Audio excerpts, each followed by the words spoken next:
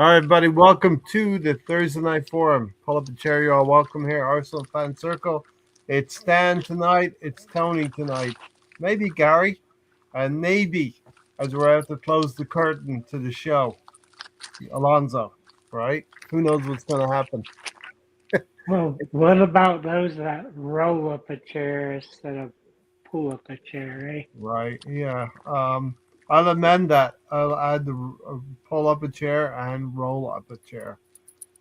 Tony. Tony, how are you doing? We'll go to you first. Uh, okay, minus an election in each leg. Medical update. Hopefully, the prognosis and the outcome will be what you've always been doing, fighting things, Tony. Yeah. Fighting things off. Stan, as Tony rolls off screen, how are He you? trundles away. Tony trundles away. Yeah, I get images of Betty Hill, the old guy, the old guy on Betty Hill, wasn't he in a wheelchair, or maybe Father Jack from Father Ted. Anyway, exit stage left, entree stage right. Stan, how are you? I'm good. Good evening, Ray, Tony, everyone that's joined us in the chat box, and anyone who's maybe listening to this back. We don't know who you are. Good evening to everyone. And good to be here on the Thursday Night Forum. A lot to talk about. A lot going on since we were last here. Yeah. Let's talk about not just at Arsenal either. What's going on in football, not just at Arsenal, that we can talk about. Right. So, let's talk about cereal, Stan. What would be your cereal of choice in the morning if people are listening to the show in the morning? What should you pair this with? I don't eat cereal. All right, we'll learn something. I don't like milk. Cornflakes. I don't like milk, so I don't have cereal. Do cereal dry like I do? You can have it dry. Dry cereal. I've had some dry Frosties. They're quite nice, dried Frosties. Do you remember you used to get those little variety packs? You have like 6 little boxes. Do you remember them? Yeah. You have like cornflakes, Frosties, something else. Do you know what I mean? When I was growing up, they'd be rats. They'd be like, I'd get the Frosties. It's like a little box of Frosties. Honey nuts, right? But not honey nuts, but not cereal with milk. I don't have it. Okay. I don't have it. I remember a point in my life where I had Weetabix when I was really young. I'll go with Weetabix. I'll go with Weetabix with some warm milk, a little bit of honey, sugar, some Flavin's Irish porridge, if you know what that is. That was a long time ago, man. I used to, when I was a kid, I've only realized that we were probably very poor when I was a kid because I used to have banana sandwiches with sugar as a filler between meals, but we'd have ready break as well, Stan. Oh my God! I've had that ready break. The commercial with the glowing kids. I had porridge when I was a kid for a bit. All right, there was a point when I used to have. I'll just tell you, there was a point where I used to have porridge every morning, right? And then one morning, I was eating my porridge and I just threw it back up in the bowl, and I never had it since. So and that was it. Story. That was it. My porridge was done. I had to have my porridge done to the right consistency, so when you put the milk in it, it lifts up like a little disc. It was swirled around in the bowl. Anyway.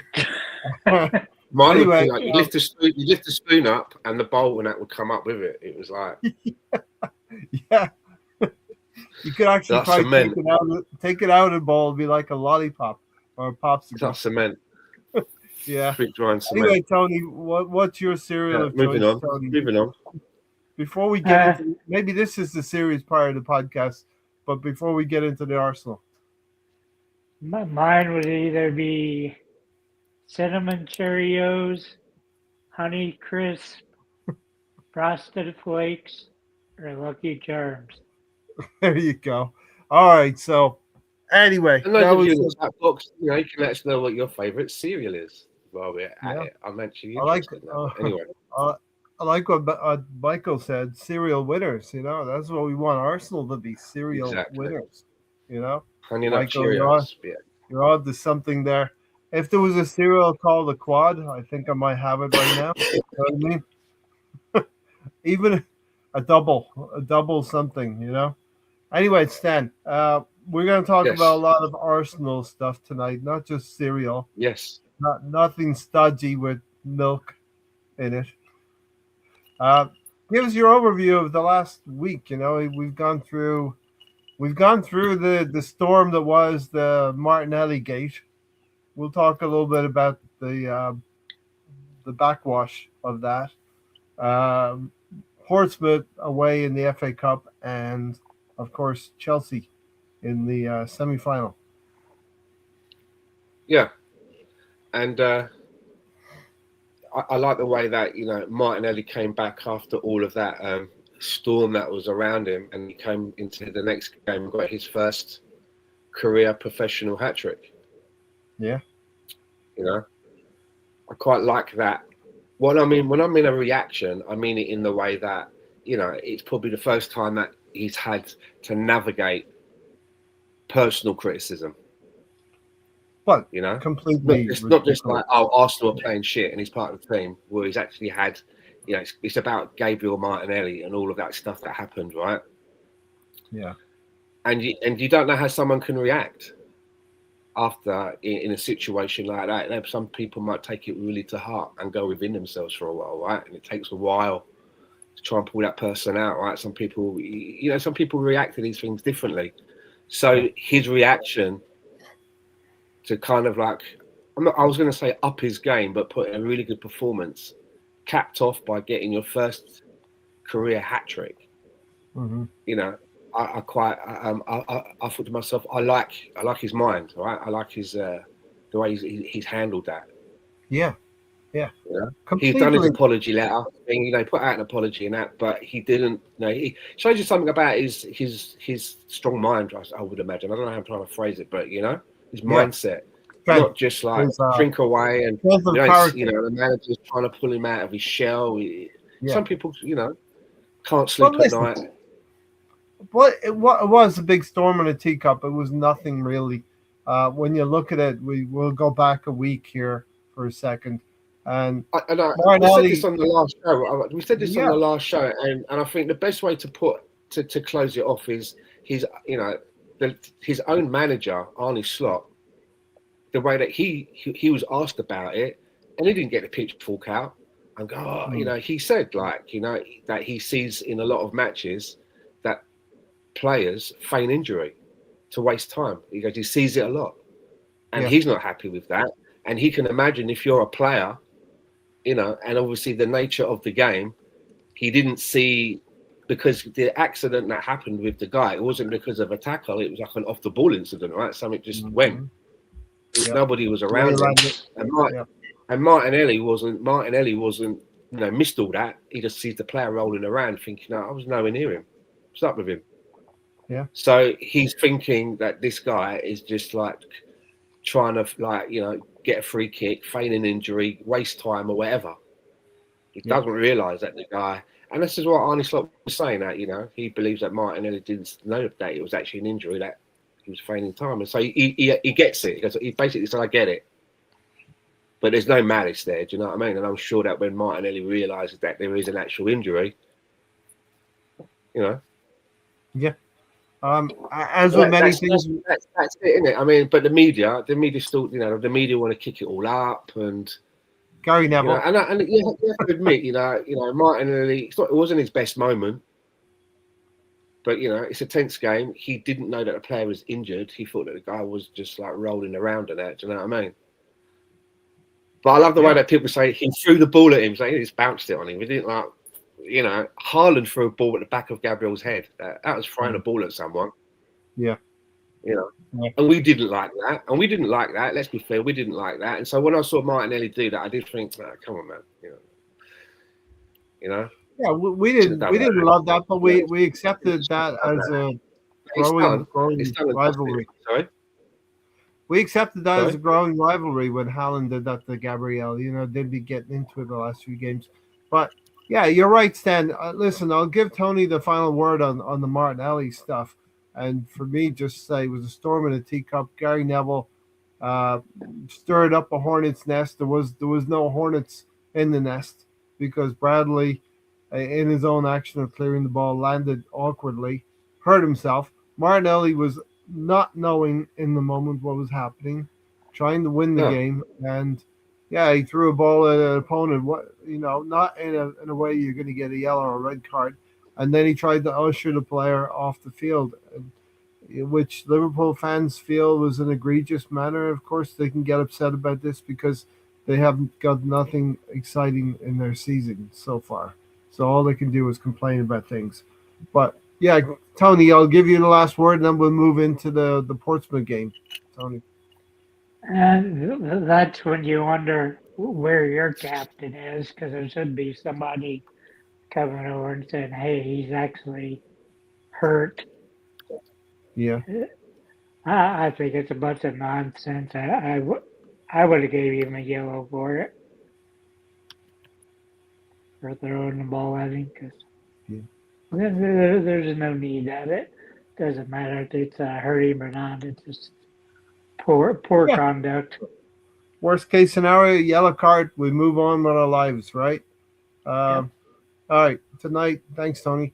BX Skinner, greetings, everyone. Let's get through a few comments. The bridge has fallen yet again. We'll talk about the Battle of Stamford Bridge. Zubi, Benny Blanco, the block, and Kepa take a bow. Well done, BX Skinner.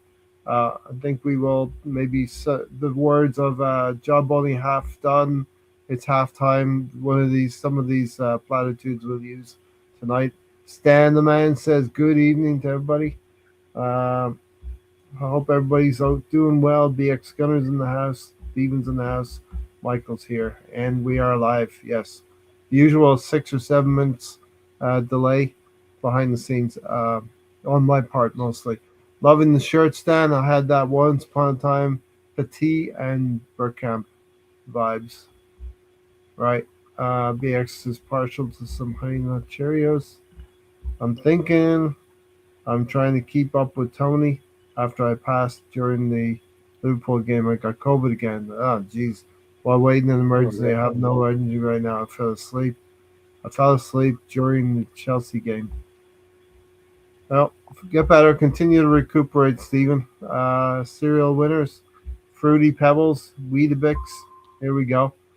Spoon-sized shredded wheat and oatmeal with a smattering of Cheerios.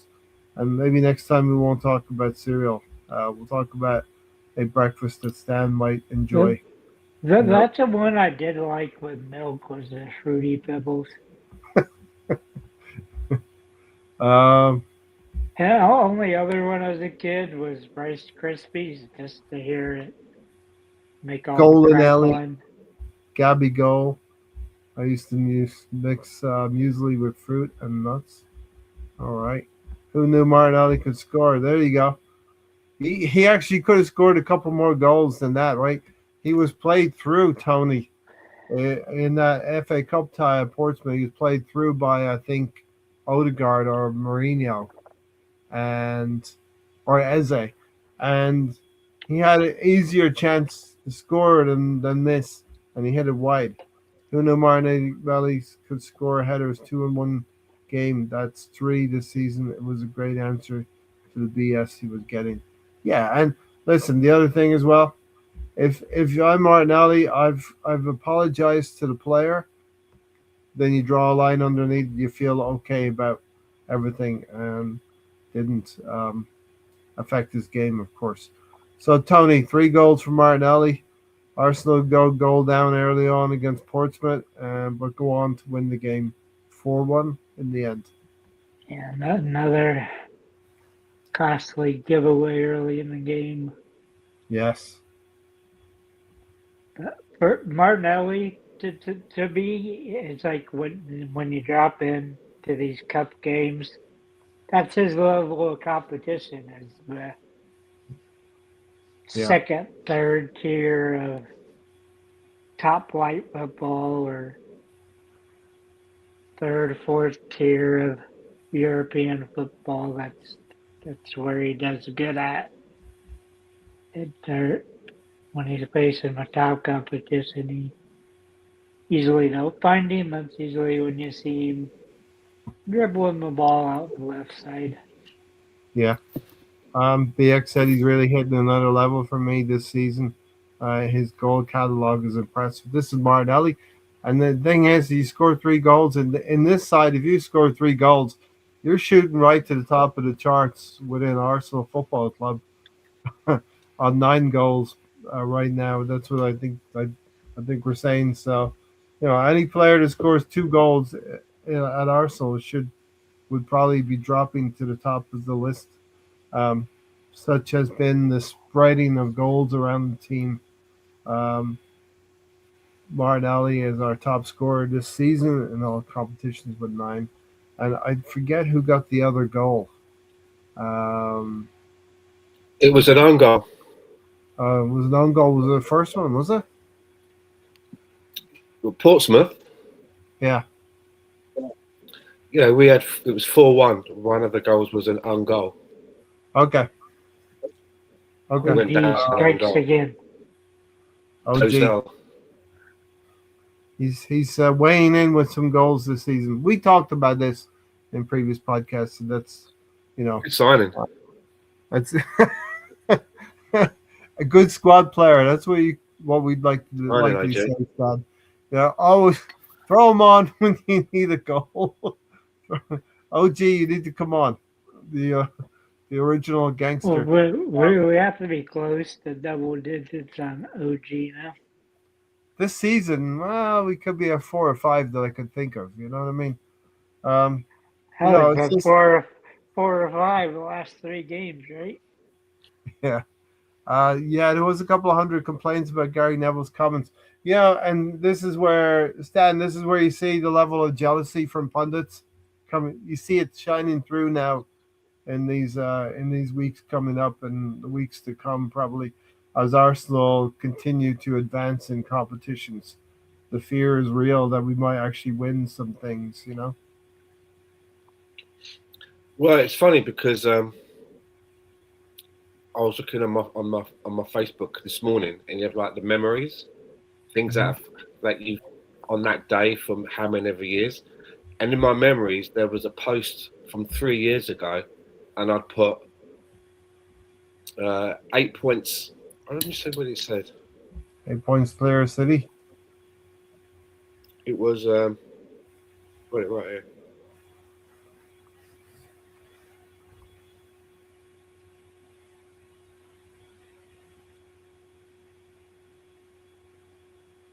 While you're queuing that up, I'll just put BX's comment up. Martinelli is a striker, 100%. I've said for 5 years already.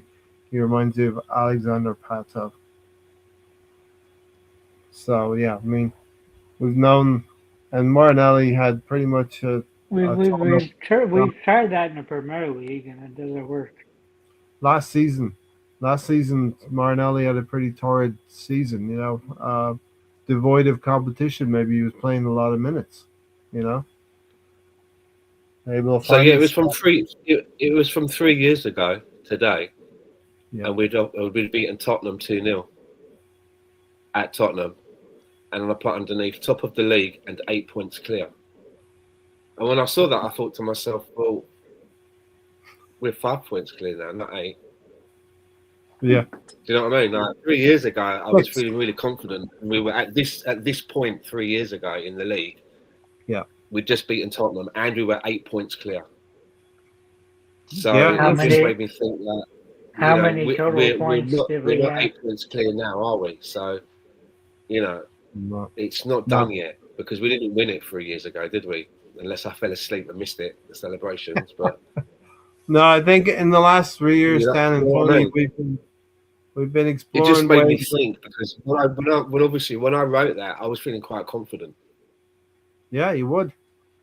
8 points clear in the turn of the year. 8 points clear. And I was feeling good until I read that because then I was like, oh shit, we're 5 points ahead now.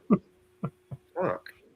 Yeah, but the difference is, as Michael says here, but we are a much stronger squad now, And you spoke of that confidence 3 weeks ago on this one of these nights or a Sunday. You felt much more confident about the stock Optimistic.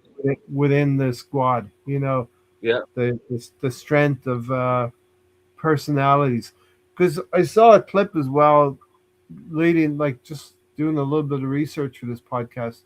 Saw a clip and somebody commented, you know, this Arsenal team has quite a few strong characters that could be captains themselves. You know, we have Odegaard, who's the captain, and then you have Rice and Gabriel Magalhaes. You know, two captains that And are on the Saka wears field. the armband, doesn't he? Saka wears the armband a lot when Odegaard's not available. It's Yep. Saka, I put him on the you know, list as and you have well. to think about that. You might not, you know, you have to remember that, you know, he's been at the club all his life. Yep. You know, everyone else has been brought in, right? He's one that's come from the club, so you know he's our highest paid player now. I think he's got one of them.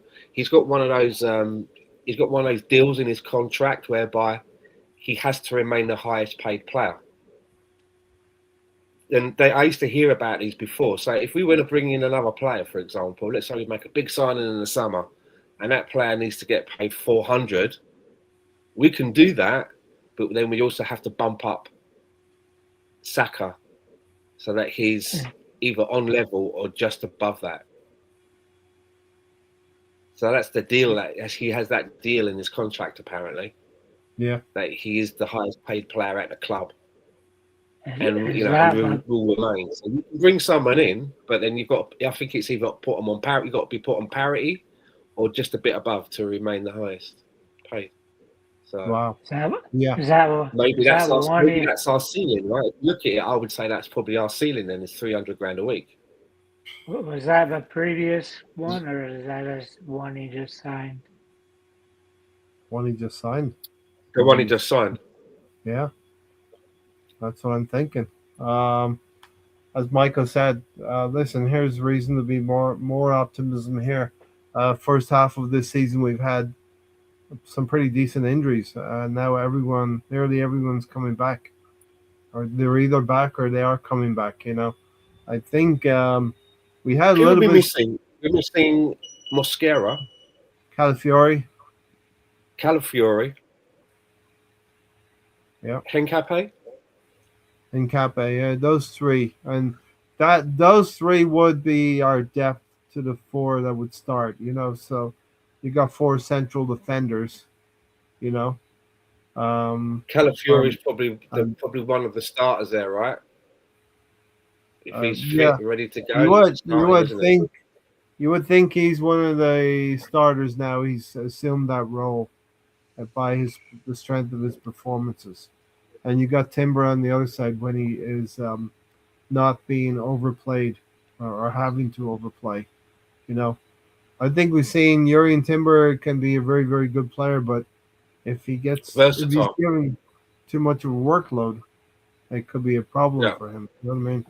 So, with that being said, we've seen Ben White step in a little bit as well, which has been a good little cameo for Ben White to come in and do some things. Dangerous games, Ray. Dangerous I games. like that, right? He's showing the manager, look, I might not be flavour of I'm the there. month or the new shiny toy, but I can still do shit for you. Yeah. And I like that. And that's what, and as the manager, I would love that. He hasn't just And come in and go, oh, I know that. He hasn't just come in and thought to himself, oh, you know, it doesn't matter what I do today, I'm probably not going to get picked next week. That kind of a mindset. Not saying that you don't want to try, but if you're coming in with that kind of a mindset, it's going to affect how you play, right? He hasn't done that. He's come in and he's like, I've still got something to offer. I can still contribute. Yeah. And you got to like that, right? That's exactly what you're looking for. That is what you're looking for in a player. He's knocking on the door, right? He's saying, I'm good enough to take Timber. Yeah, he has to know as well that you know, these cup games are coming. Right now in this month we played a FA Cup game. We played a semi-final with Chelsea. And we're about to play Bolton in the next round of the cup, and we're going to play Inter Milan and a couple of other Champions League games. That, you know, the gaffer might want to keep the primary players fresh for the Premier League and maintain that 6 point advantage at the top. We weren't the best team in Champions League then, though, said Michael. And so you look at the overview where we are right now in this season. 6 points clear in the Premier League, top of the Champions League table. We're still in contention in all 4 competitions so far. Yeah. Basically, there's only 4 competitions that we can get anything out of, and as of today, we're still in them. Yeah, and let's you know keep what I mean? it going. And we're kind of in the driving seat in the main ones at the moment. It's not bad. Not bad at all. To be fair. Not bad at all. Actually, in the driving seat in 3 of them, right? Because we do have a slight edge on the Chelsea. It's going to be at home, and we've got so not bad. Not a bad position to be in. It's not. We can jump around a little bit tonight, across all of these competitions. So, want to get into this Chelsea game now? The first game at Stamford Bridge, Stan. What were your thoughts on that game? 3-2 advantage. They had a lot of injuries as well. I think Chelsea. They had a lot of their some players that would probably have started weren't available. I think it was 4 hours before the game. Is it Delap, the forward, couldn't play, so they had to put in Mark Gee. So they weren't playing, and there's some other positions as well. But I thought we'd done quite well in that game. To be fair. Yeah. Listen. I think we've done. Let's put it this way. There's times when we would go a goal behind, and we just wouldn't have that fight back. We could be 1-0 up, and then the other team equalises, and then they get the second one, and then we give up. We don't try to get the second one, or let alone the third. Do you know what I mean? Like if it doesn't go, sometimes it was like a lot of it under Mr. Wenger near the end as well. If it starts not going your way, it would just not go your way. There'd be no fucking effort to try and patch up the holes or do something. You know what I mean? If it was going your way, then it would be like you'd cruise the whole game, right? Because it's going, it's going your way. But we ain't doing that anymore. It's like it means something if we go behind or a goal is scored. Literally, if a goal is scored, it pisses people off.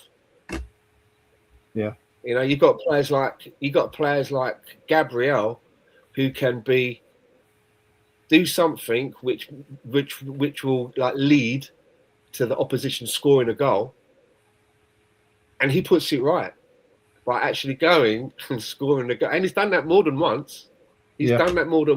He's been responsible, or the finger pointed at, or you're looking at what did he do there, and it's caused a goal, and he's got the goal back. You got to love that. You've got to love that kind of attitude in the team.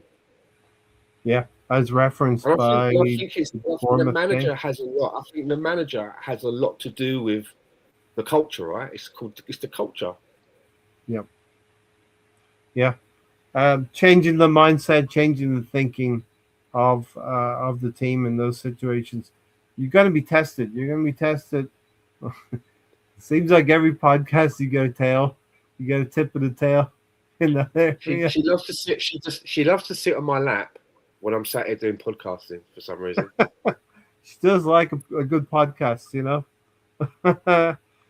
Move Saka to the left side. But like I said, there's going to be times this season where the squad will be tested. We'll go a goal down like we did at Bournemouth, and Gabriel Magalhaes coming back from injury, mistake. But they have the mentality to go forward and to fix it. And 8 points lead 3 seasons ago. We've explored a couple of ways of how not to do things, like Thomas Edison. We've explored how not to create electricity. Well, the third time might be a charm. Tony, your thoughts on the Stamford Bridge game? First game was Chelsea. The 2 point lead never seemed comfortable. And I don't think it should have been that way with the quality of players we had on there. I just don't think. Yeah, strong We, team out. We put a strong team out, except for putting Kepa between the sticks. We had a very, very strong team there. yeah, as strong as our team was, and Stan mentioned their injuries, it's like I believe we should have did better and put the game to Yep. bed, put the tie to bed, so we don't have to worry about the second one. Yeah. Always. Can I just ask you guys as well as we're talking about this? Because they got a new manager, right? They got Liam Senior. Rosenior. Their manager from he was the manager at Strasbourg, which I think is like it's part of the company that owns Chelsea. Clear Lake, I think they're called. I think that's Strasbourg is part of the Family. the portfolio. Yep. And he knows the people how it works, the operation, and they've just basically plucked him out. So Strasbourg is probably like a feeder club, right, for players, coaching staff, and everything. They just plucked him out, and now he's the manager of Chelsea. So, any thoughts on this new guy at all? Don't really know much about him, right? Don't know enough about him. It's been probably 3 or 4 years since I've kept up and watched German football Or French. Yeah, I haven't watched. They're on the border. Either. Strasbourg's right on the border of France, France and Germany. But it is a French. It's a French La Liga, a French. Yeah, Strasbourg is counted as French, right? Yeah. It's right on the border, though. Yeah, so listen. He likes to talk. I've read a couple of his post-match interviews and he's a talker. Yeah. Tony's Googling Strasbourg right now and the map. No. Right? Is it that close to where Wenger was? Because I know he was at one of those border towns like that. Is it like near Austria? No, it's right on the German border between France and Germany. I think it's like the Alsace-Lorraine type of area. You know what I mean? Here's my thoughts. I think on Liam Rosenior. So then Tony can get some things together to talk about this. I thought that he was very well mannered in the sense that there was a kind of a small melee at the end of the game, melee, right between Zubimendi and somebody who's becoming increasingly infuriated, Enzo Fernandez. You always see him and Zubimendi went at it. Zubimendi was basically laughing at him because Enzo was seeing red mist. You know the way Wayne Rooney used to see red mist, that kind of thing. But Liam Rosenior, that's something that carries over from international because one's Argentina, one's Spain. Yeah, right. Very possible. Yeah, I would have imagined there would have been some fixtures where the game would have been tight between them, and I'm getting at, right? Absolutely. These are two teams that are usually in the frame to get to the final, right? Well, I'll tell you what, if you see them in the World Cup coming up this summer, that'll be a tasty one of Spain and Argentina cross swords. You know what I mean? But yeah, I mean, Liam Rosenior, though, was there in a nice, calm manner trying to separate the players from getting. So he wasn't going down the Mourinho or a Tuchel and Conte side of things. He was being respectful. And Mikel Arteta, to his credit, was trying to keep separate the players, the Arsenal players as well. Help in that respect.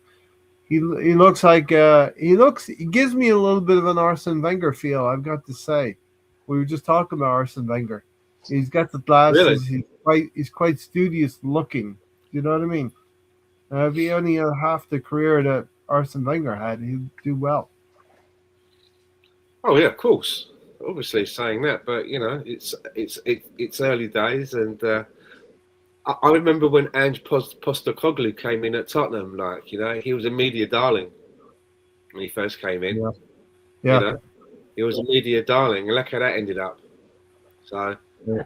give it I know, mate. time. Let's see. Let you it know, let's see what it's. like a good soup, let it simmer and let all the flavors mesh together. BX said Mascara, Calafiori, Hincapi, and Daman. Oh, yeah, down. Injuries. Those are the injuries that are coming back. Hopefully, a lot of them are defensive injuries as well. So it's a good thing we went out and got Mascara and we got Hincapi because we would have been up shit creek earlier in the season with Saliba and Gabriel being out. They took quite a few minutes in the early part of the year. Remember, I think Calafiori is a big personality, says Michael.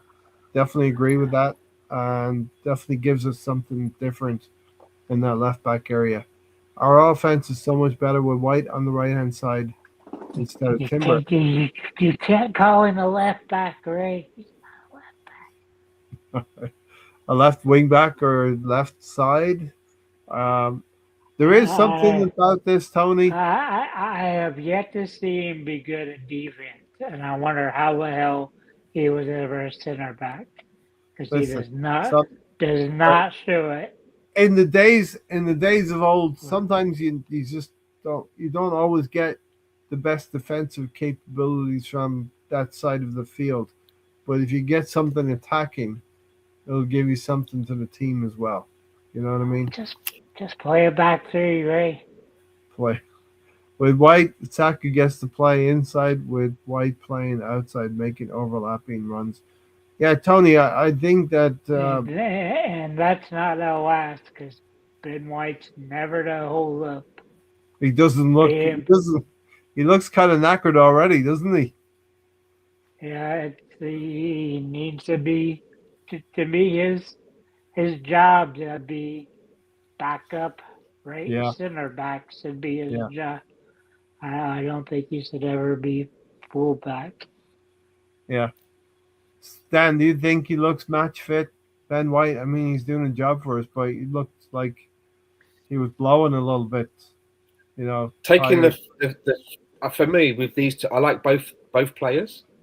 Yeah. Obviously, Timber is more versatile because you can put him as a left back. I don't know what Ben White would be at a left back, and I think Timber can play in the centre as well as can Ben White. But it did some. I like them both, and I think that there's not that much between them. It's almost like a cigarette paper, and it did surprise me a little bit. Injuries notwithstanding to both of them, because the first season that we got Timber, he missed most of it. And then the next season, it seemed to be Ben White. It did surprise me that it seemed that the preference became Timber. And I always felt that Ben White wasn't doing anything wrong. There wasn't anything that I felt was wrong of why someone else would just be able to just usurp him. Because I think he plays really well with Saka. And he's very good at those overlapping runs. And then White. Right. And also his actions when it comes to set pieces, the way that he gets involved and how he helps with the keeper, with the opposition team when it comes to that, and a good tackler. But maybe it's maybe it's that they do play very differently, don't they? Timber does when he gets into the final. If you think when Timber gets into the final third, the area that he ends up, and then you think of the final third where Ben White ends up. Ben White ends up almost as an advanced winger on the touchline, ready to cross a ball in, maybe. Yes.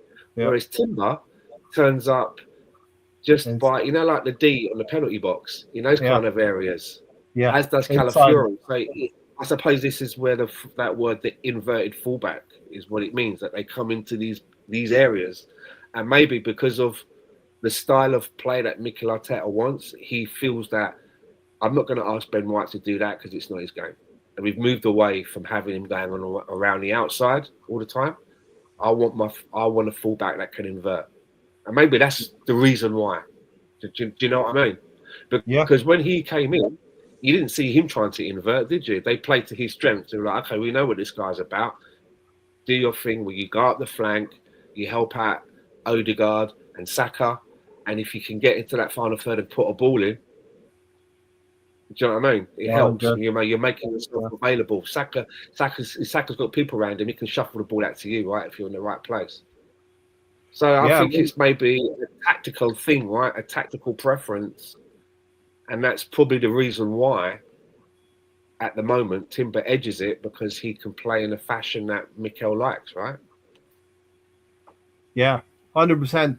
You put it very well there. If you think of Gyökeres, it's right in the middle of the 6-yard box, right, where he's going to score that goal. And you think of Bukayo Saka just where the corner of the penalty box is, you know. Timber is going to slip in between the two in the inside right channel. Yes.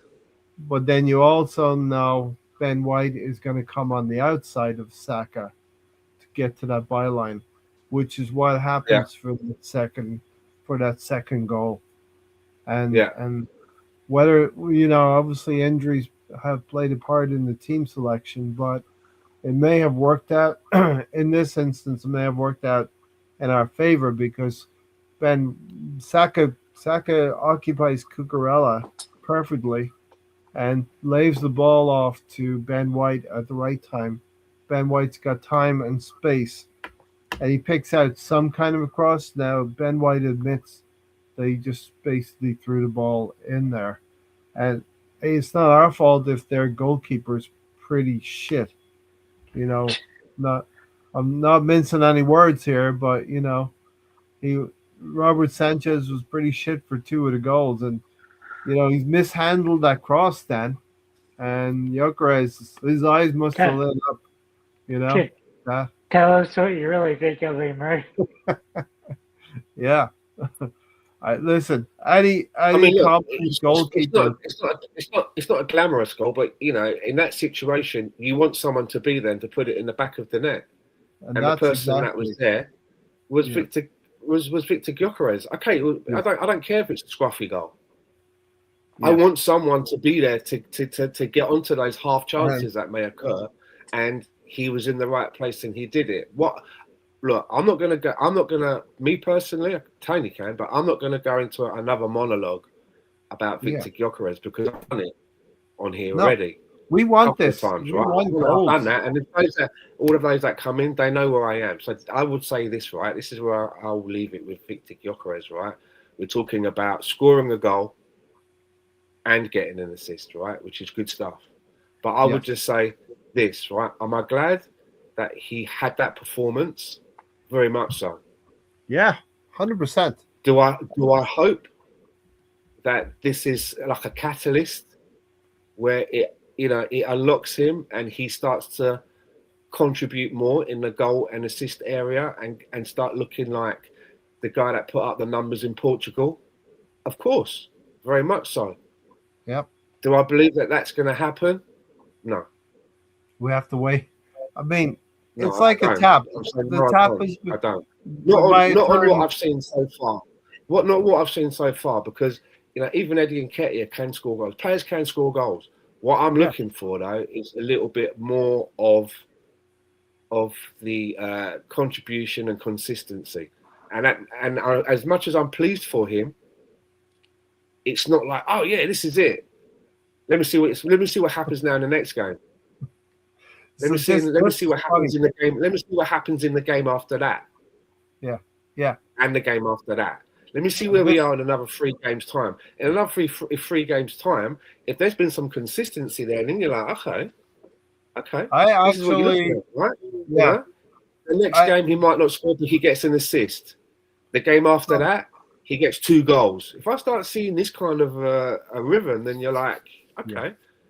But if this is it now for another 5 or 6 games, and saying all that, where are we going to be in 5 or 6 games? Going, remember when he scored that goal and that assist 5 or 6 games ago?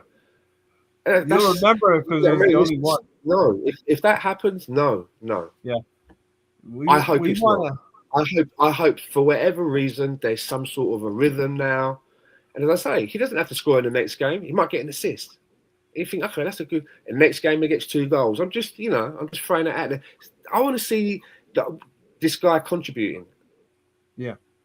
In a more meaningful way. So hopefully this might be some sort of boost, lift up, because if he's doing well, Arsenal's doing well, and I want Arsenal to do well. Yeah. I don't want anyone to. There's no one that plays on our team that I want to see fail. Why would I?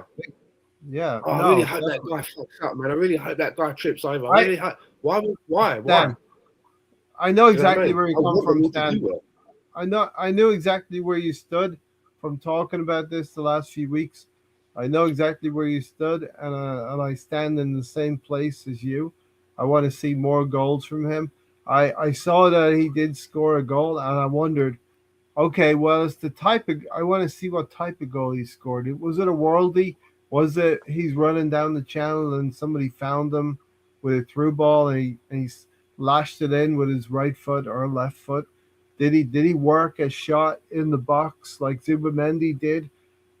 And then I'm like, okay, I'm slightly disappointed. It was basically a tap in, but he did show the tenacity to get to that ball and score the goal. Right? Someone's got to do it. And that's the final part of it. We know Havertz. Would you rather that happen in that situation, and all the Arsenal players are standing back going, "It's just a tap in. Leave it, lads. Leave it." But they're also saying, but no. If there was no goal, if there was no player there in that area, we as Arsenal fans are saying, well, we've now bought a number 9, and that number 9 should be in that position to score. He should be in the 6-yard box, because that's of course like guaranteed. Alan Shearer's a lot of tap-ins. Yeah, we've all seen Lineker. I was going to say Lineker, definitely. I was going to say Lineker. Lineker made a living. Didn't he make a living out of being in the right place at the right time, but also anticipation, the anticipation to do the right thing, and not fumble it, not take a touch too much, not overthink it. Do you know what I mean? Not scuff it. Yeah, still got to get it in there. Still got to do the thing. Then it's a little bit crazy. It's a little bit crazy that we think exactly the same things, because I was thinking Lineker. In those first 8 yards, that's where he made most of his goals.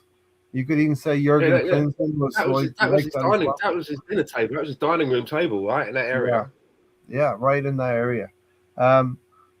Havertz, we feel that Havertz may not have been in that area of the field when the ball goes there, or maybe even Gabriel Jesus maybe would be sniffing that out as well.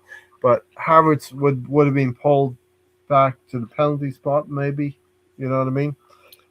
But the thing is, I just want to say something. It's like you see podcasts, right? I've seen a couple of podcasts or a couple of tweets where the discussion is about Arsenal, the Arsenal strikers, the Arsenal players that play in that position in the front three, right? And they usually talk about Gyökeres, Havertz, and Jesus. And I'm always reading these things or watching these podcasts, and I always think to myself, I know what you're going to say. Has everybody just forgot that there's a guy called Mikel Mourinho that walks his earth? It's like Mikel is over here. I'm over here. It's like why is he not being mentioned? Do you know what I mean? Because I think there's a very good case for Mikel Mourinho. And you know what, Stan? In this game, Mikel Mourinho could have scored the 4th goal. So for 2 games running, Arsenal could have scored 4 goals. Mikel Mourinho gets on the end of something, a knock on, in the second half. A volley that just hits the tip of the foot of the goalkeeper. That's how lucky Chelsea was to keep out a 4th goal from us. You know what I mean? Let me catch up on the comments here. But yeah, go ahead. And I was going to say we've got 4 to choose from, right? We've got 4 to choose from. Yeah. 3 of them are false 9s, 1 of them isn't. So this is how we play, right? Yeah. That's how we play. All of them, the other 3 of them are false 9s to a degree. 1 of them is not that. So it's obvious to me that to get the best out of this team, you got to play in a way that accommodates a false 9. That anomaly could be like when shit goes down and you want to try something different. But predominantly, like much in the way that our stamp at the moment is that we are probably known as a good off the ball defensive team. Mm-hmm. That's where our stamp is. That's where our that's where our reputation has come from, right? What we can do defensively. Yeah. But I do think that if we're going to do, when it comes to the attacking side, we're a team that caters to a false nine. So when you go out and buy a striker, what you should be doing is, right, you should be looking to try and get the best false nine. Is there a false nine that's better than Havertz? Is there a false nine that's better than Jesus? Is there one that I'll give you an example, right? Someone like João Felix would probably do well in our team. And again, you're like, João Felix, he's flopped at a lot of places. Because a lot of places have tried to play him as a striker. But again, if he was playing a false nine, I bet he'd do really well in our team. I bet he would put up some good numbers. Yeah, I hear what you're saying, but I also evidence of these coming weeks might transpire that we might be slowly changing the style of play to accommodate that number 9. I might be wrong in this, you know what I mean? But only time will tell if we're starting to accommodate a number 9 in Gyökeres. Yeah, but that wasn't like a set play kind of a play, right? That was like a bit of chaos. It was all jumbling about. Someone had to be there, and that person who was there had to make sure that they focused, and it was one of them. There's been plenty of times, right, where somebody on the wing, like Saka, has fizzed the ball across the box, and there's no one there. That's a play, right? That's a play that they've managed to get into that position to do that play that they've probably been doing in training. I think and I've seen that quite a few times, and a lot of the times, the person, I don't know who it is. I'm not saying it's Gyökeres, maybe it's someone else, but there is no one there. Yeah. To finish that move off, and you're thinking, well, if you're doing that in training, why are you doing it? Why are you not doing it in the match now? You know what's coming down. You can see what's happening. Bring Tony. Tony, go ahead. Bring Tony into this Gyökeres. Yeah, sorry, Tom. I was going to say why you need a false 9 is because of how slow and methodical we play. You pick up the pace, you give it through balls, you play the long balls. You play real football. You're not playing, I don't know what he does on the offense. No strikers work there so far. Gyökeres is up to 8 in all competitions. I don't think that's that bad for as little as he's featured. But all in all, but he's got to hit 20. Tony, he's got to hit 20 in all competitions. That's the mark I'll set. He was never to hit 20. In all competitions. He was never to hit 20 this year. Let me know in the chat box. There's 80 of you watching. For me, I'm going to set my limits, right, for Gyökeres. 15 goals in the Premier League and 20. If he doesn't get 15 in the Premier League, he needs to get 20 in all competitions this season. We're going strong in 4 competitions, and he should be able to hit 20 goals in about 60. We'll probably play about 60-some games this season. We just did like a calculation in the last podcast on this one. Let me get through a couple of comments here. Let me know in the chat box what you expect from Victor Gyökeres, from all of you watching, and leave comments if you're watching this on playback as well. How many goals do you expect Victor Gyökeres to score from 60 games that Arsenal will probably play in all competitions? I'm going to set it at 20. That's me. Michael said... Ray thinks there's 3 to Sarge across the front to help no Caicedo or James, but I thought Rice and Zubimendi looked half decent this game.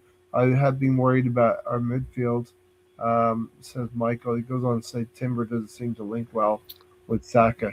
Yeah, and I think that Ben White and Saka have a good understanding. Is the manager causing unnecessary unrest by not using subs and rotation properly? Eze, Noni, Ethan, Lazo, Skelly, and Norgard seem like outcasts for no reason when they can be adding something to the match. They pretty much featured in the FA Cup game as well. And I would say that Noni Madueke out of those 3 is being used more. being He's bright. not afraid to take.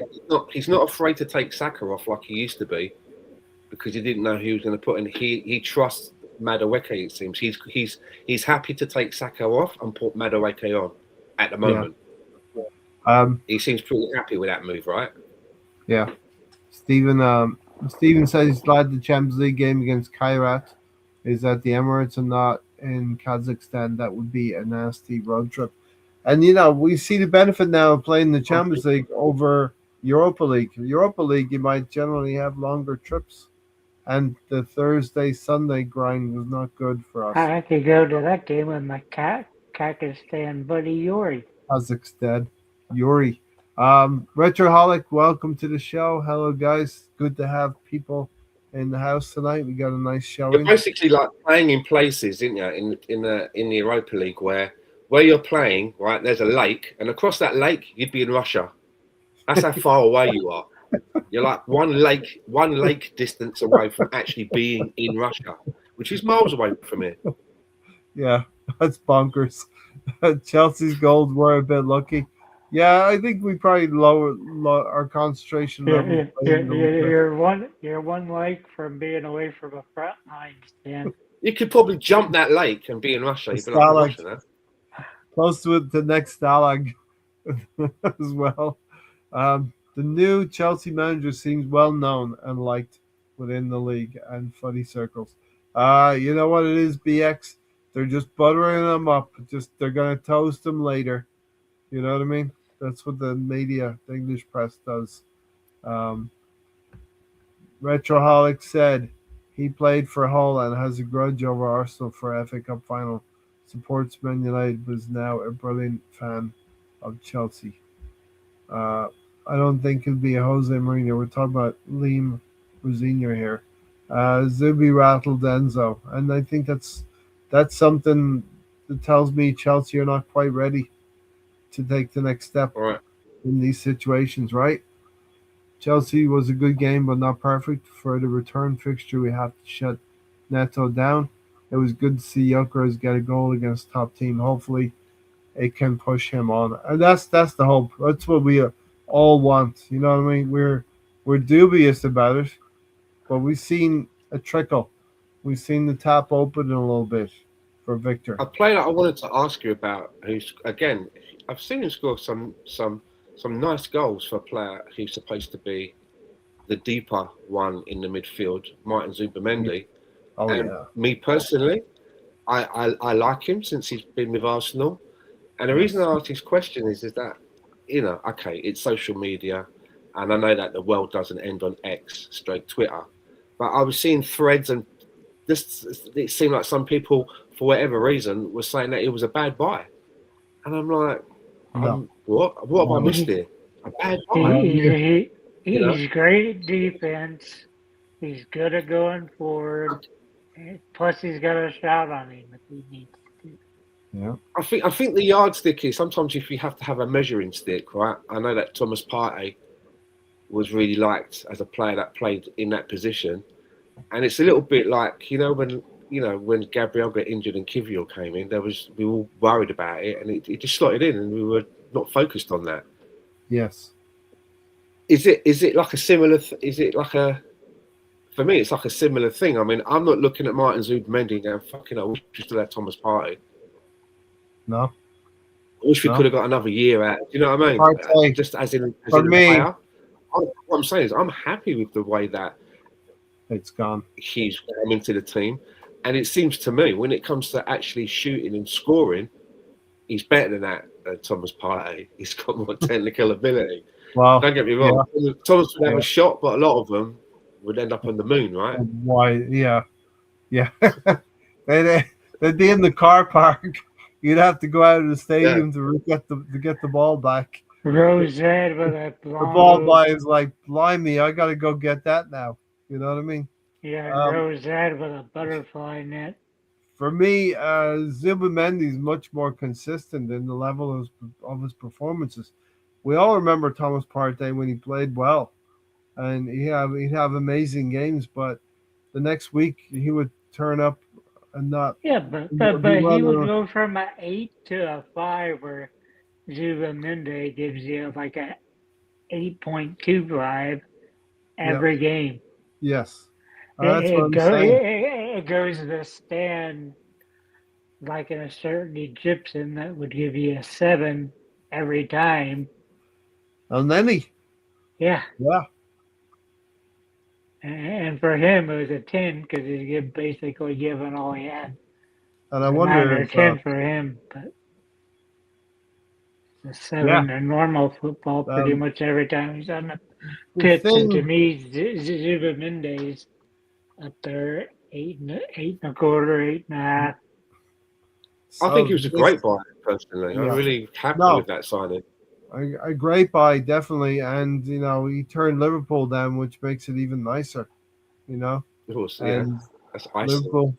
Liverpool fans like lamenting Zubimendi, who turned them down and was waiting to come to Arsenal. And we have the players, and he's familiar with Mikel Merino. He's familiar with Odegaard. He's probably familiar with Mikel Arteta as well in some That's mad, respects. isn't it? That basically the three of them have actually played together, right? Yes, they have played together for Real Sociedad before. So the move to England for a Spanish player might have been a tricky one. We all remember Reyes. You know what I mean? We all remember Reyes and Jose Antonio Reyes. Rest in peace. Yeah. He had trouble settling in England. I don't feel that Zubimendi is having the same issues settling. With Well, you've got a Merino. manager. You've got a manager that can. Obviously Wenger can speak many languages, but Yeah. Mikel Arteta is. I'm not saying he's from his hometown, but there must be a lot of camaraderie there, right? Yeah. It's all that Basque country region of Spain, right, where they're all Yes. sort of like from. So there is a sense of must be easy to talk to one another, right? 100%. Mikel Merino, Zubimendi. Ultimately, sometimes you move somewhere, like you move in a job. If you move in a job, you move because maybe you know somebody and you have a familiarity, and you're going to feel like, well, there's people already there. I'm going to be able to get set up and be more They're comfortable. damn sure not like the weather, right? The weather's Look at Lucas Yeah. Torreira, right? Who was a player. Yeah. I liked Lucas Torreira, but he couldn't. For whatever reason, he couldn't settle. Right? He just didn't feel like he could settle. Yeah. And he did speak the same language as his manager, right? Him and Unai Emery both speak Spanish. Yeah. But maybe he didn't like it that he was being asked to play as a number 10. Do you remember that? Yeah. Emery was playing Torreira. Unai. He had the long World Cup. He had the long World Cup. Then he was played a crazy amount of games. Well, that he played that season, and he was in the red for nearly a third or a half of that season. And he just got burned out. Didn't like the weather. We'll all remember. You're There were some 80. good performances in derby games. Yeah, we'll all remember that goal against Tottenham. Stan was there in person for that Tottenham game. Fantastic. We scored, I think, that fourth goal. BX said the Ben White Gyökeres post-match interview said a lot. Yeah, they do have a bit of camaraderie. They used to play at Brighton before. Going back to Zubimendi quick, just as a final point on that goal, though, Stan and Tony, a player who's in top confidence. He's playing at a high level of confidence when he's able to sidestep a couple of players and allow the ball to carry on, right? And basically put these players on their arse. You know what I mean? Yeah. To open the angle up, it could have been blocked otherwise by Fofana and another player.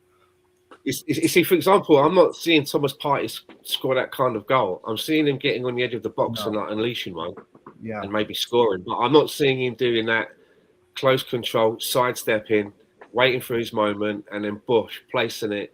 Do you know what I'm getting at? In the side in that, yeah. Very, very impressive. Goal, Very no impressive. chance, no chance for the goalkeeper, no chance for Fofana, and yeah, I mean we're talking a lot about the personalities of players and where they like to be on the field. Like we talked about Timber, the difference between Timber and White. Now we're talking about the difference between Thomas Partey, With who would have with been a with barnstormer at 30 yards out, but with Zubimendi. with, with, with, with Partey, you have to have a caddy to help him keep track of where the balls are. You'd have to put a sonar on that thing. I'm Yeah, not taking Thomas Partey out. I'm just making a comparison between the two. sure. You know, Yeah, because we we have I'm very switched. happy with Martin Zubimendi, and I, I, and again, I, he's not the biggest of guys either, is he? No, He I, gives me I, Lucas Torreira vibes when it comes to stature. Yeah. You know, yeah. and I don't think Latte. Stan, you're not seeing it on Twitter, X, whatever I'm gonna call it, Twitter, but you're not seeing it on there. Oh, I miss Partey. What if we had Partey? I mean, it's I mean, never That's the been thing. I have seen mentioned. that. I have seen that. I have seen that. I was talking. I remember I said that I've seen this pocket of people, and they were like saying, like, you know, that they didn't like Zubimendi. So I was like, this is why I raised it, because I'm like, did I miss something? They didn't. I'd like to some know people why. Yeah, for some reason they were comparing him to Partey, and they really, you know, miss Partey. yeah, crazy. Partey had one good season and a half, the 5 or 6 years he was there. But I do think it's a nationalist thing as well when it comes to Thomas Partey, right? There is a lot of, you know, if you're an African player, it's just like it's all in. And it kind of precedes everything else. It's very nationalistic, I think, when it came Maybe to Thomas just Partey. repping. Yeah, you're repping the player. Michael said, for man-on-man defending, Timber is amazing, but overall Ben White's very good performance-wise. Ben White's fitness and pace is not as good as he was a few years ago. Insomniac in the house. That's because he's playing injured then. Now he's playing injured now. I mean, good observation, right? White is nowhere near match fit, so it's up to Arteta to actually manage his minutes properly. White has had a stop-start season after his injury, so it will take time. And we'll probably be talking about the Nottingham Forest game on Saturday, depending on the injury situation. Ben White may have to take some minutes into that game. Wasn't there talk about a team that were like interested in him? Who was it? What team was it? Brighton again? Timbers tries to win more balls against Everton. 3 or 4 players. Ben White's pace dropped down one. I kept seeing a story pop up about Everton being interested in Ben White. Okay, I mean, David Moyes would be a good judge of a player, and you know the Arsenal squad. There's a couple of players that could go out on loans potentially. If I'm a rival manager or a manager in the bottom half of the table, I'm not a threat to Arsenal at the top of the league. I'm looking at, an Ethan Nwaneri maybe or a Ben White. He was approached by Bournemouth, and Nwaneri said no, thanks. Yeah. So, which is good because in some cases, right, when you're a player in a team and someone comes to approach you for a loan, sometimes you have a standing where it's like you don't get to say yes or no. The manager goes, "You're going on loan to this team." Yeah. Oh, am I? Yeah. It's part of your. He's obviously, and then sometimes you get into a situation where, when they come on loan, the manager says it's up to you. What do you think? And then you can say yes or no. Do you know what I mean? And obviously that's where the standing is for Nwaneri, because he turned down the loan. Mikel Arteta wasn't involved in making the decision for him. Yeah, love to see that. It's the competition again within the squad that we're talking about. Talked about Martinelli. His game might be upped right now because of the levels of Trossard and Eze, and even Nwaneri possibly attacking his position on the field. Well, if he's going to Everton, think about it. It's not like he's going to a championship team or France. He can go to another Premiership team on loan, and I would imagine he'll be given an opportunity to be a regular starter. It's up to him to perform, right? But he wouldn't be being brought in to be a bench warmer. I think he would be being brought in with a view of him showcasing himself, right? Being given the platform to burst out, right? And if he's decided he'd rather start Arsenal and win the league, the Champions League. Why not? Tony, you had something there? Nope. No?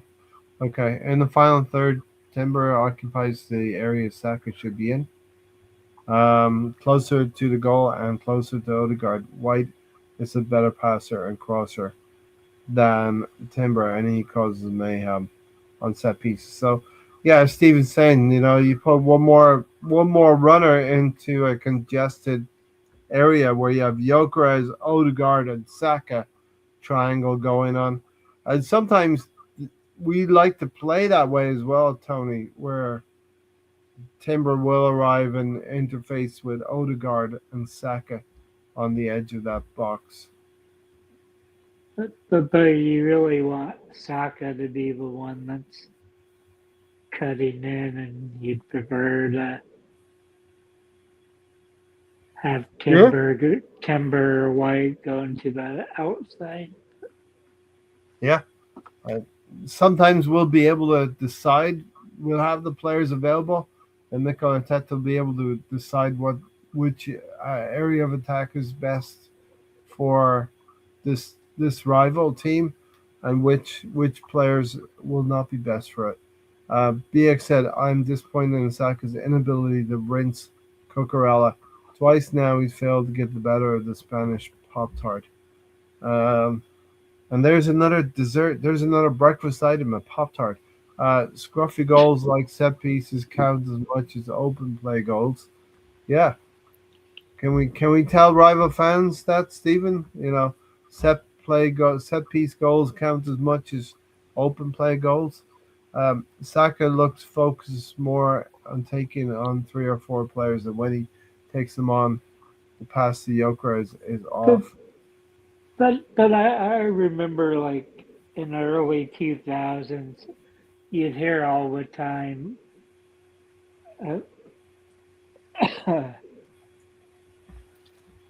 all the time what? You would hear the talk about, can't remember what word does it use. What do you mean?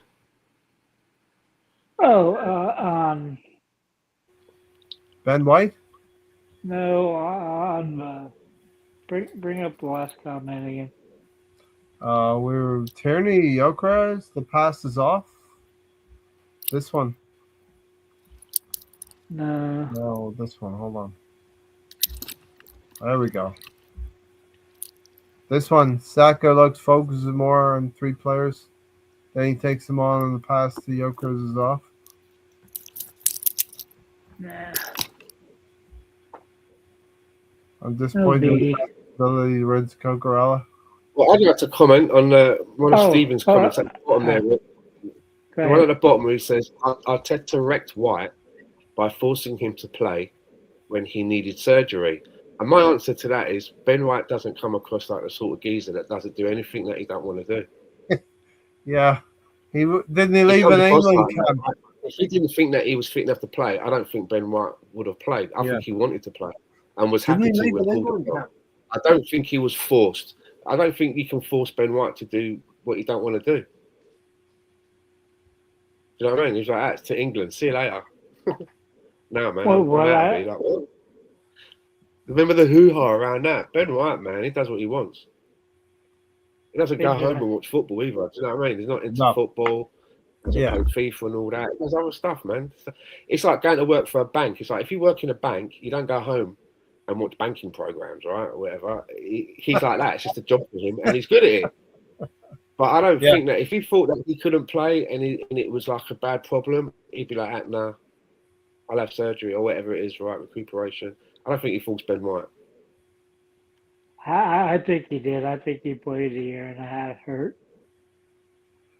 Yeah, I think he wanted to. He tried to go through the pain barrier, right? Here's the thing. Here's the getting all thing. them all them injections Okay. and all that, right? To numb the pain and Well, listen. Can I propose something to you guys? When you're a team that's struggling and you need to get into the top four, or you're not quite the best team in the land, you're a team like Liverpool, let's say, and you have to play these players due to injury to other players. So they've had injuries to in the right back area. They've had injuries to Frimpong. They've had injuries to um, even Bradley himself was injured for a time. Zabazai had to play there. So I think when you're a team like Liverpool and the manager's under pressure, he has to continue to play teams and players. Those players get tired and get fatigued, and then Bradley has a freak injury. Things like that can happen when you stretch your resources a little bit, I believe. Yeah, Now but he was we're on the visibly flip, injured. White huh? was White was visible. You could tell he was injured. Who, Bradley or White? No, White, Benjamin. Yeah. I, Well, this is where we were a little while ago with Ben White. We were struggling to trying to maintain an 8 point. We had an 8 point lead on City 3 seasons ago, as Stan And said, we blew it. And and if we two, had yeah, a fit Ben White, or would have benched him and played him as a well, we center didn't have the back, squad, like we only did one game. There was one game where Arteta finally listened to me, and yeah, we played him in a back three yeah. because that's the only way he could play that game because is this into you, was it, he, Tony? It was yeah, a consultancy. It was a consultancy I one time payment, Stan. I just kept calling for it during that injury. I could tell he couldn't go up and down the pitch. Just play him a The Zoom center call. back. Mikel was like, "This three at the back, But, this can't be real." This three at the what back. I was going to say You might have earlier, something. You Ray, might have something similar, Tony. I was going to say in the early 2000s, Tell me you more. would always hear about goals And who from would you open put in back play. three? You'd always hear about goals about open play, just kind of like when you had me look for the goals per 90. That you used to hear that all the time, and it took me a little sleuthing to find the goals per 90. Yeah, I just had this vision of Tony and Mikel and talking Mikel. on a Zoom Arteta. call, Yeah, and he's like, "So what you got for me, Tony? Here's your $2,000." He's like, "Tony's like, back three," and Mikel's like, back "I three. have something. What would you put in this back three, Senor Tony?" And Tony's like, "That's another What do $2 you It grand." might. He's like, "Okay."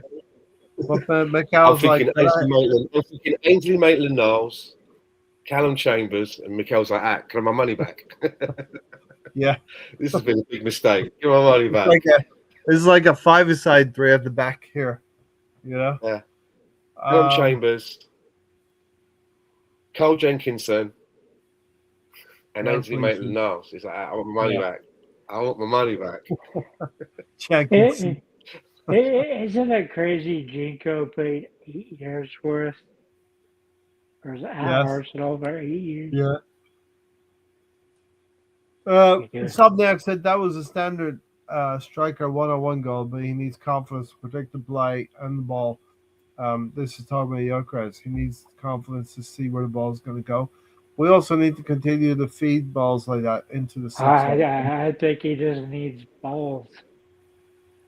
balls. But I do Gyökeres, think at some point in the next couple of games, maybe when we get to the game after Milan, because we're doing well in the Champions League, I think between now and then, Mikel Arteta has got an opportunity to try different variations in that position. But when he gets to that game after Milan, he's going to have to make a choice. At some point, he's going to think, okay, this is how we're going to do it. He's going to have to pick one, right? He's going to have to pick one out of, with everyone fit, he's going to have to pick one out of Gyökeres, Havertz, Jesus. okay, we all know that I like Mikel Mourinho, but he doesn't seem to be in the actual conversation, right? The others have to all be like dead for him to come in. But what I'm saying is, it's out of those three. At some point, Mikel's he's gonna go, okay, this is the one that I'm going with, and I think it's between Havertz and Gyökeres, and it's up to either one of them to state their to state their case. If that makes any sense. I mean, I don't think it's inclined to go with. It could even be a three-way race. I mean, it could be like, it could be a three-way race between Gabriel Jesus, Havertz, and Gyökeres, and whoever, like, at some point, Mikel Arteta goes, that's the one. They're gonna, from what he sees. But he's not gonna be able to just keep switching it around. He's gonna have to like go with something. Do you know what I mean? I'm not saying that there might be certain games, they can come off the bench and you can change your tactics, but he's gonna have to make a decision soon. And I think it comes after that game against Milan. Between now and then, he can afford to try a couple of things, right? But after that, he's got this is where we are now. This is the back leg now of winning the league and stuff, right? We all need to be on the same page, right? You've all had your chance. I'm going with this guy. I think that's what has to happen. But the way he's always played Pets, and Kai's would be the first one that comes to mind for him, even though it might not be the correct one to pick. Well, personally, for the style of play that we play, and we mentioned that, we seem to play a style that favours a false nine. And really, because of a slow build-up play. A false nine is it's like there's no need to. Basically, a false nine it's not a false nine. You're basically playing in a formation where in attack you've got two wingers and you've got a number 10. Yeah, it's a number 10, right? That's what it is. Because in a modern game now, there really isn't room for a number 10. You're either a right 8 or a left 8. And then someone in the middle. You know what I mean? So you're either in the midfield. There's not really a lot of room for 10s and attacking midfielders. You either have to be a right 8, a left 8, or a false 9. And I think a false 9 for me is just basically a number 10. I think if Dennis Bergkamp was playing now, he would be a false 9. Because he's a number 10, right? He's not an out-and-out like Henry or Righty. Righty wouldn't. I don't think Righty would be good as a false 10. He'd probably give too many fouls away when it was too deep. But Bergkamp is probably a false 9 is just really a 10. And then I was thinking about that and thinking that if that's the case, I wonder if someone like Eze could be tried in that position. Yeah. Because Eze is a 10. Yeah. Right? Eze is a 10 or false 9. I'm not against that. He's a sort of player that is in that area that a false 9 takes up, right? Just in front of the centre circle. Also getting in the box, in between, patrolling those areas, making things happen, right? They can start a move off deep, and in a couple of passes, they're the one that manages to get in the box and get on the end of it as well. That's what you're looking for in a proper false 9, right? I wonder if Eze could do that. I don't know. Yeah. Rather than being regimented to being an 8. Because he's being kind of like, he's having to play really as an 8 now. Yeah. Well, he weren't playing like an 8. He weren't playing like that for Crystal Palace, was he? He was in a box to box. He was roaming a little bit, yeah. Yeah, he was floating, man. Yeah. Yep. Zubimendi, I worry about too. I like him, but I don't feel Rice and Zubi gives us defensive stability like Partey used to. I think we have two kingpins back there in Gabriel and Saliba. So you just need some decent cover in front. And Zubimendi, he's a Spanish international. I think Spain would have a great chance of winning the World Cup this coming summer. I'll give you a thing, but I remember, was it last season or the season before where Thomas Partey had been out for most of that season, right?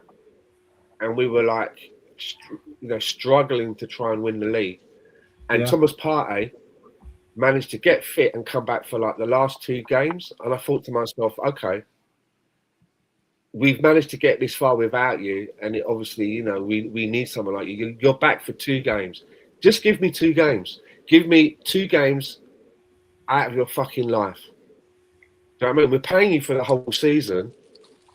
Earn it all now in these 2 games. And he was fucking shit in those 2 games. Really fucking shit. I just thought to myself, like, as good as a player you are, I can't count on you. Whereas I feel like a Zubamende is constant. He's got more consistency about his game. He's going to have more better games than he will shit ones. And if he does have a shit one, he won't put a string of them together. Do you know what I mean? The shit ones will be the ones that you go, well, that's fucking strange. He doesn't usually have a shit game. He doesn't usually get a 6.5 to a 7. He's usually a 7.5 to an 8 regularly. 9 sometimes. Yeah. And he can score goals, right? That's where he is. Yeah. And maybe that is the difference to winning the league. Because he's not going to have those shit in the bed games like Thomas Partey used to have. Or be unavailable. Actually be unavailable. Yeah, I mean, we're looking at... You play 2 games and then you get injured again and then you're out. And it's not helping anybody. It's not helping you. It's not helping the fucking... best... Didn't we always say the best ability is availability? That's your best ability as a footballer, is always to be available to the manager. Exactly. And he won't be available now because he'd be gone to AFCON. Yeah. Fair point. Yeah. And someone said, don't care how much Gyökeres scores, but he has to score in important games. Numbers are for next season. So we want important goals from Victor Gyökeres. And I think moving on, every game now, Stan and Tony, every game is going to be another chapter of getting closer to the end goal of a quadruple, hopefully. We'll talk about a quadruple. But we all know we're not winning 4 competitions, right? But hey, let's have a little It's been done though. It has been done though. That's the thing. The thing is this, it's like, we're not, but I'm just saying, it's not like it's never been done. Yeah. We've seen it's possible, right? Yeah. So, all right, Tony, what's going on? We're in the movie theater. I'm just saying, it's like, I'm not saying that we're going to do it, but it has been done. It's not in the total realms of fucking Alice in Wonderland. We've seen it done quite recently, right? So, okay. Stephen reckons Gyökeres will get 15. And what if you go one? What if you go one? Yeah. I think it. Why not? So far, so good. This is not a bad point from BX. The fact that Gyökeres is still scoring despite the system going against him shows his qualities. He's hanging in there fighting like a prize fighter. And, we all want to see Victor Gyökeres goals. Bring him on.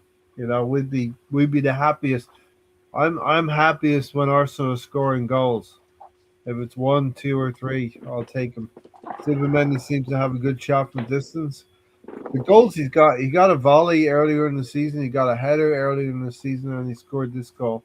He's probably sitting on about 3 or 4 or 5 goals for the season. I think he has been a great signing. Zubamende is prime regista. Yeah, I think he's been one of the best signings. And so what are the flips? Tony's cooking. Just before we move on too fast, right? And we are talking about Gyökeres. Yeah. I was at work during the week, right, and had a bit of free time on my hands, and I was like listening to like some pundits talking about Chelsea game performances and that, and they were talking about Gyökeres, right? So I thought to myself, you know what? I'm gonna ask the brainiest person in the whole world about Victor Gyökeres and get their opinion. I thought that's going to be quite easy because I know the most brainiest person in the world, the person that is the smartest person in the whole world, ChatGTP, right? I was just messing around in it, right?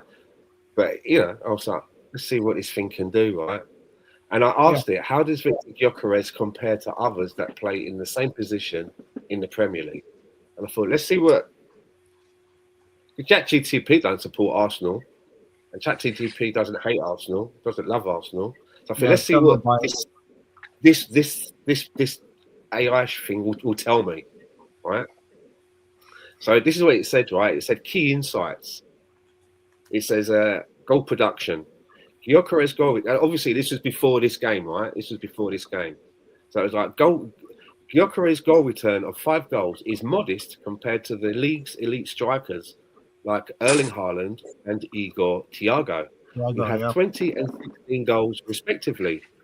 His goals per minute ratio of 0.34 is also significantly lower than top performers. Oh, okay. Then the next one is link-up play and involvement. Statistical analysis highlight a general lack of involvement in the build-up play. He ranks among the lowest for touches, completed passes, and possession loss rate among forwards. All right, that's not looking good.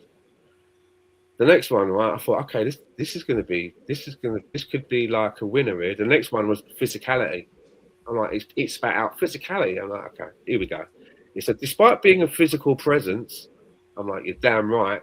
And then went on to say, his performance in aerial duels and overall duels is rated as low compared to his peers, which contrasts with his previous success in the Portuguese league, where his physicality was a key strength. And that's the level of defenders in the Premier League now. Oh yeah. Yeah. So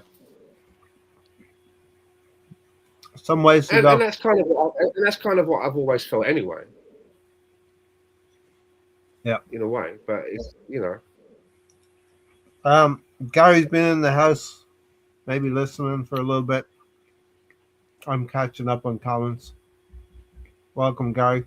Thanks for stopping by. Victor Gyökeres' goal in the semi-final is helping Arsenal to a 3-2 advantage over Chelsea. And we don't see Chelsea for, 3 more weeks? 2 more weeks at least? Yeah. I think it's 3 weeks on Tony until we meet them again in the second game. Notice how I'm saying second game, Tony. What, an Arsenal Man City final? What? Yeah, it's looking like it's shaping up to be an Arsenal Man City final. Could be right. Hey, if you want to win the trophies, you got to beat the better teams, right? Yeah. That's what you want. We did this in the. It's like you're saying, oh yeah, we won the cup, yeah, but it was against Accrington Stanley. You're like, yeah, no, you want the whole thing, right? You know what I mean? You remember that commercial? You want the big thing. Drinking the milk. We beat Real Madrid in the final 4-2. That's what you want. You want something like that, right? One of these. Yeah. It's like no ifs, no buts, no trying to belittle it. No trying to belittle it. You know. Yeah. That's what you want.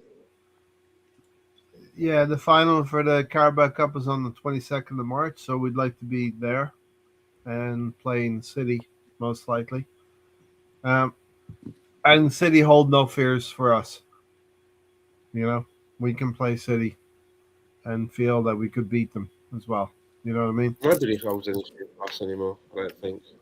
Huh? I don't think there's anybody that puts fear into Arsenal anymore. I'm not saying that they're complacent.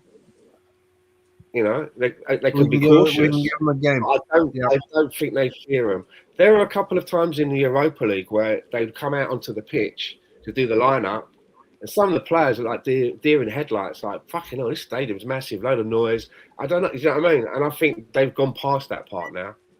They've done that. They've been around some of the bigger stadiums now, and they've managed to get results.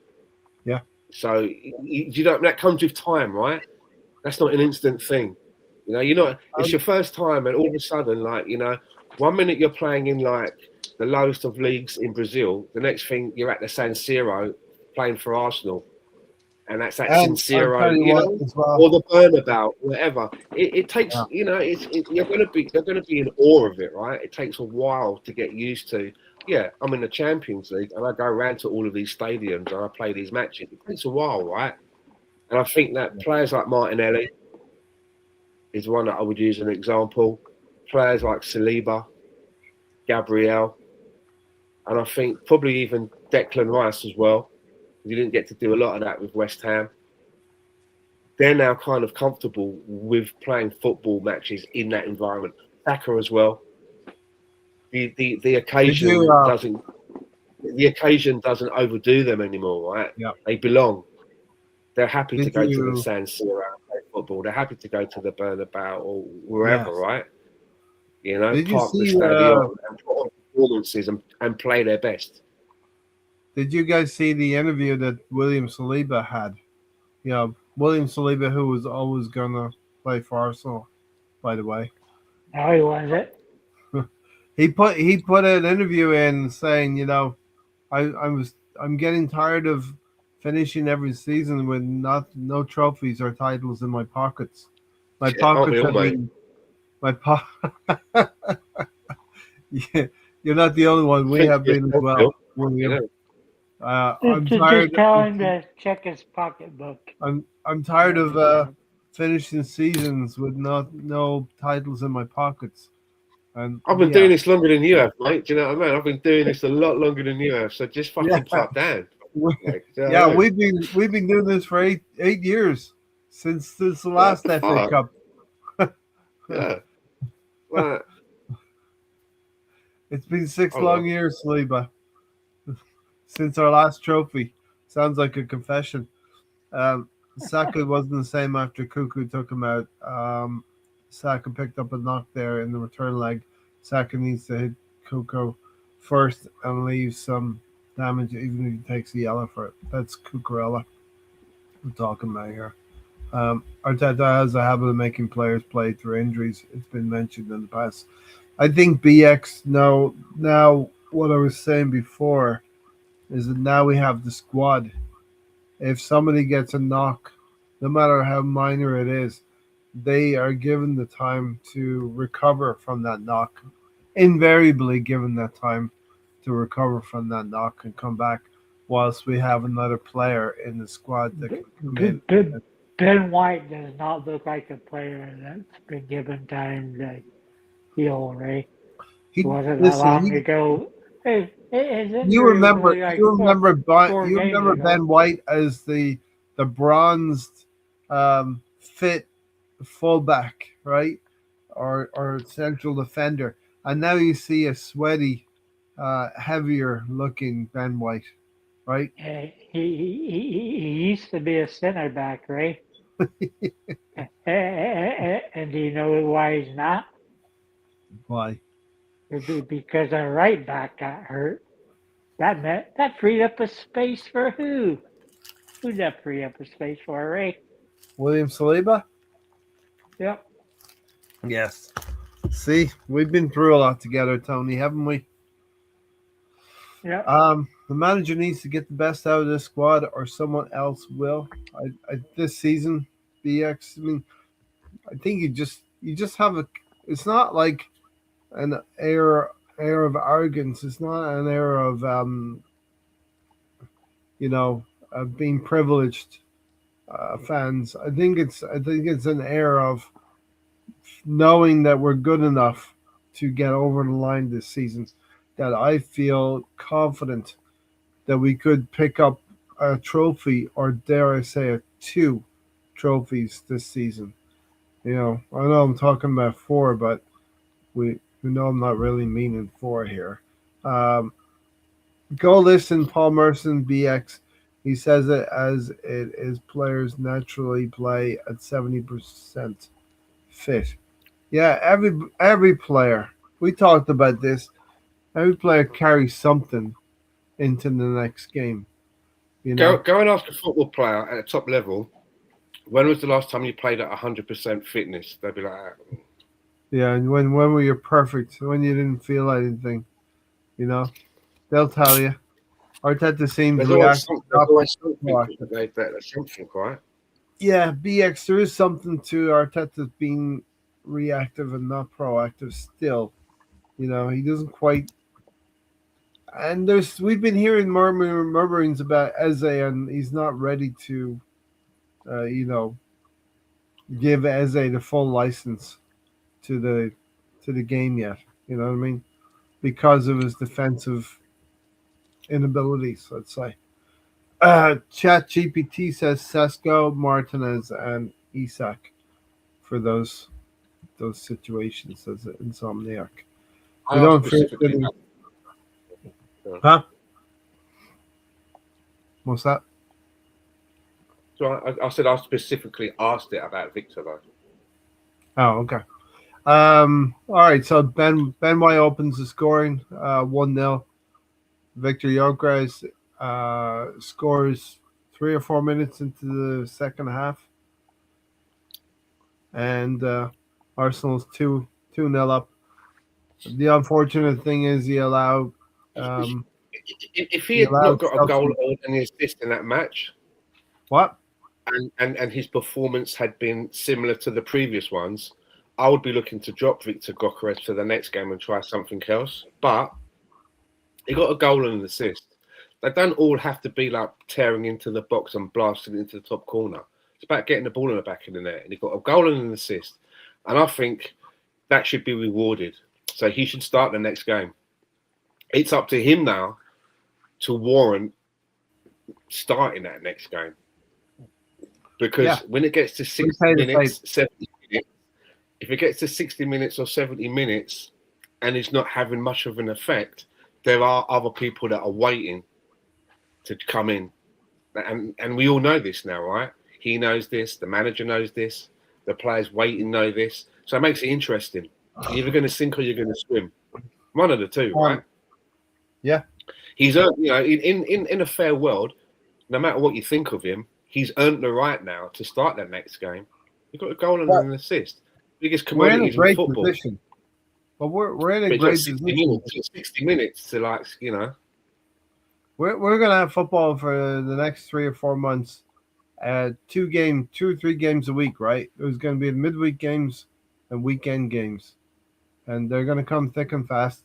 We have you know, one foot into the final.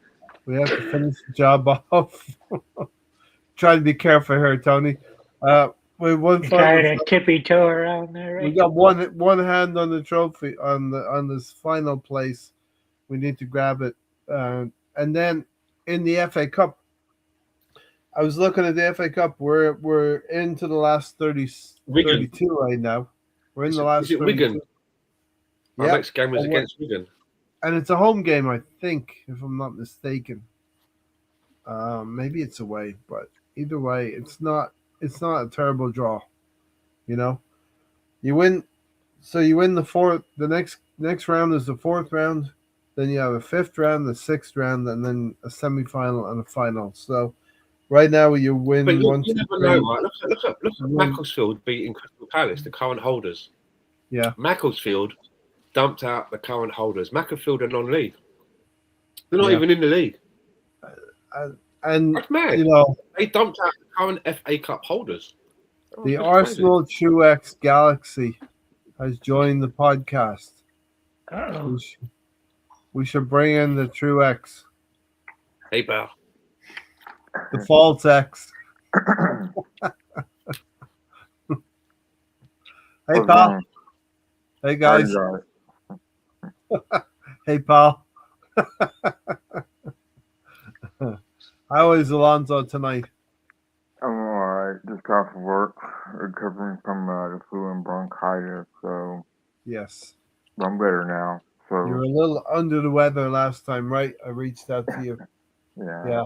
So Alonso, what did you think of our last couple of performances with Peterborough in the FA Cup, and then Chelsea just recently again in the first leg? Like, what do you think about where we are, what we did?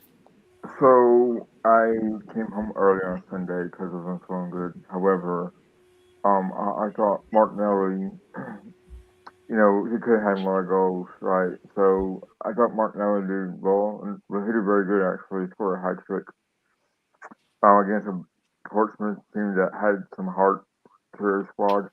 Um, though we should beat teams like that, and it's never be easy. However, it was a good game by him, and it was always going to be it's always a hard game against a Portsmouth team that has I guess gained some ground recently.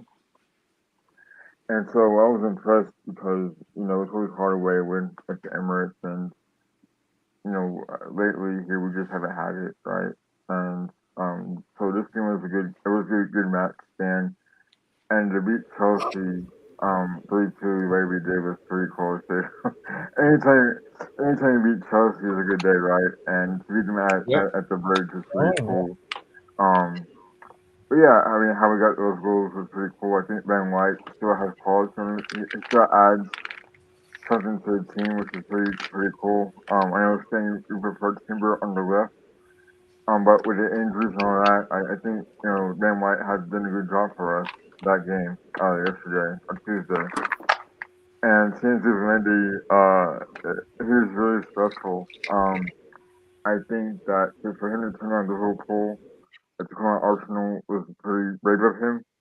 At the time, especially whenever Liverpool just won the trophy, won the league, and how he picked us over them was pretty cool, pretty bold. Um, and Teddy Chris scored finally. No matter how he scored was pretty good for his confidence. Um, that being said, I think Garnacho is our next villain. They all want to hate now from Chelsea. His hair, man. His hair just too much, man. And him being Manchester United player, now he's doing well at Chelsea. Already scored twice against us, Arsenal. Kind of, kind of bugs me, man. Like, kind of frustrates me, and that, how Von hair looked was just too much, man. Garnacho. Yeah, Garnacho. what a punk, man. He's the mud. He's everything Mudrick should have been for Chelsea. The Yeah. Chelsea, Mikhail Mudrick. Where is he now? Is he I is hear he that on the other side of that lake now, Stan? maybe.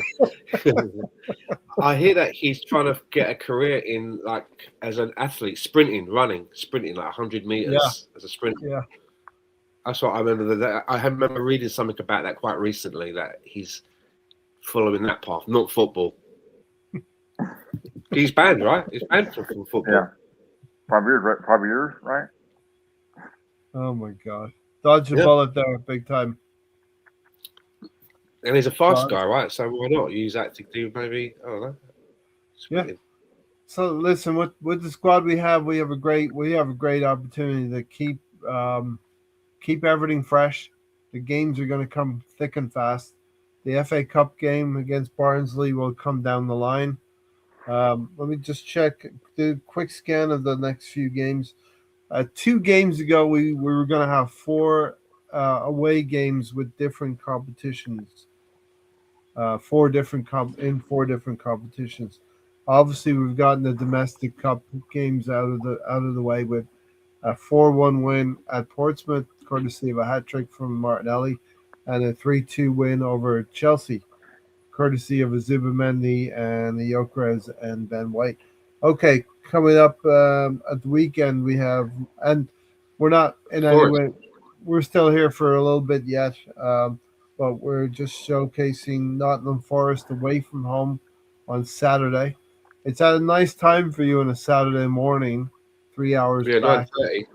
9:30. That's like a perfect time slot for you. Yeah, it's decent. Huh? That's decent. We'll, Yeah, it's decent. we'll take it. We'll take it. And then we have Inter Milan away from home Tuesday. in Champions League Tuesday. Yeah. Yeah, And then yeah. it's kind of like my birthday weekend. Then I always want that annual win over Manchester United. So that'll be nice if that happens. And then they mentioned Karat.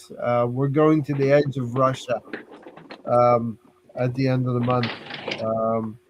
In the I think what might be the final Champions League game, if I'm not mistaken.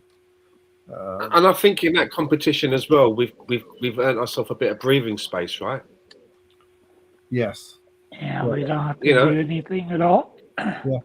going away to that team and coming away with a 0-0 draw doesn't hurt nothing, right? No. Do We've you know what I seen mean? we've seen last season, Stan and Tony, going into the Champions League knockout stages. It's most important to have a full squad. We know what happened at PSG when Mikel Arteta had to look at his bench. He wasn't very happy with what he had to see there. You know what I mean? And I think you get to the quarterfinals, the semifinals of the Champions League. You got to have your best players, not only on the field, but the next best players sitting on the bench, ready to go.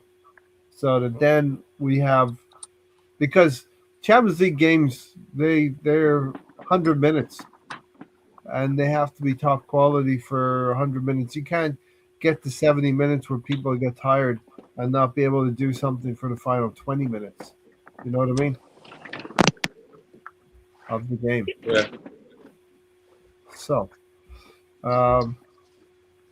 thank God we didn't get Mudryk. I still can't believe we went so hard for an unproven player, and he For was me, going. that was one of the biggest cases of someone having such a good PR machine around them, because he managed to get himself, and I think a lot of that was the club that was selling him. They kind of got him to be somehow positioned that whoever gets this guy, whoever's lucky enough to get this guy, you've got the next big thing in football with Mikhail Mudryk. It was kind of how it was kind of framed. Do you know what I mean?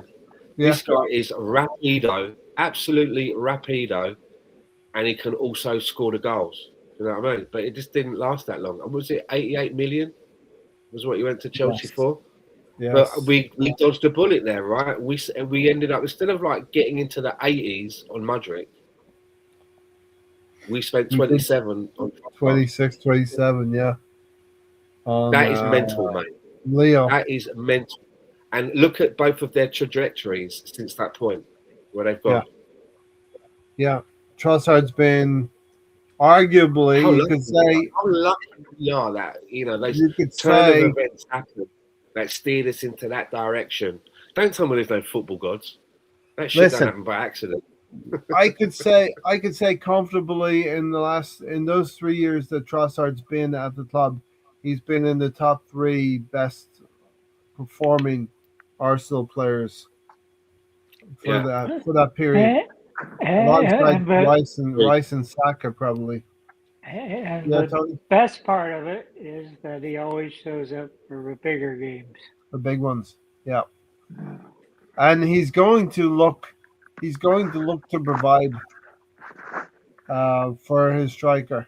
He wants to find Gyökeres, he wants to find Havertz all the time. One thing I loved about Anders Limpar is that he was an assist machine. For players. I just remember that one last year that Trossard did, right?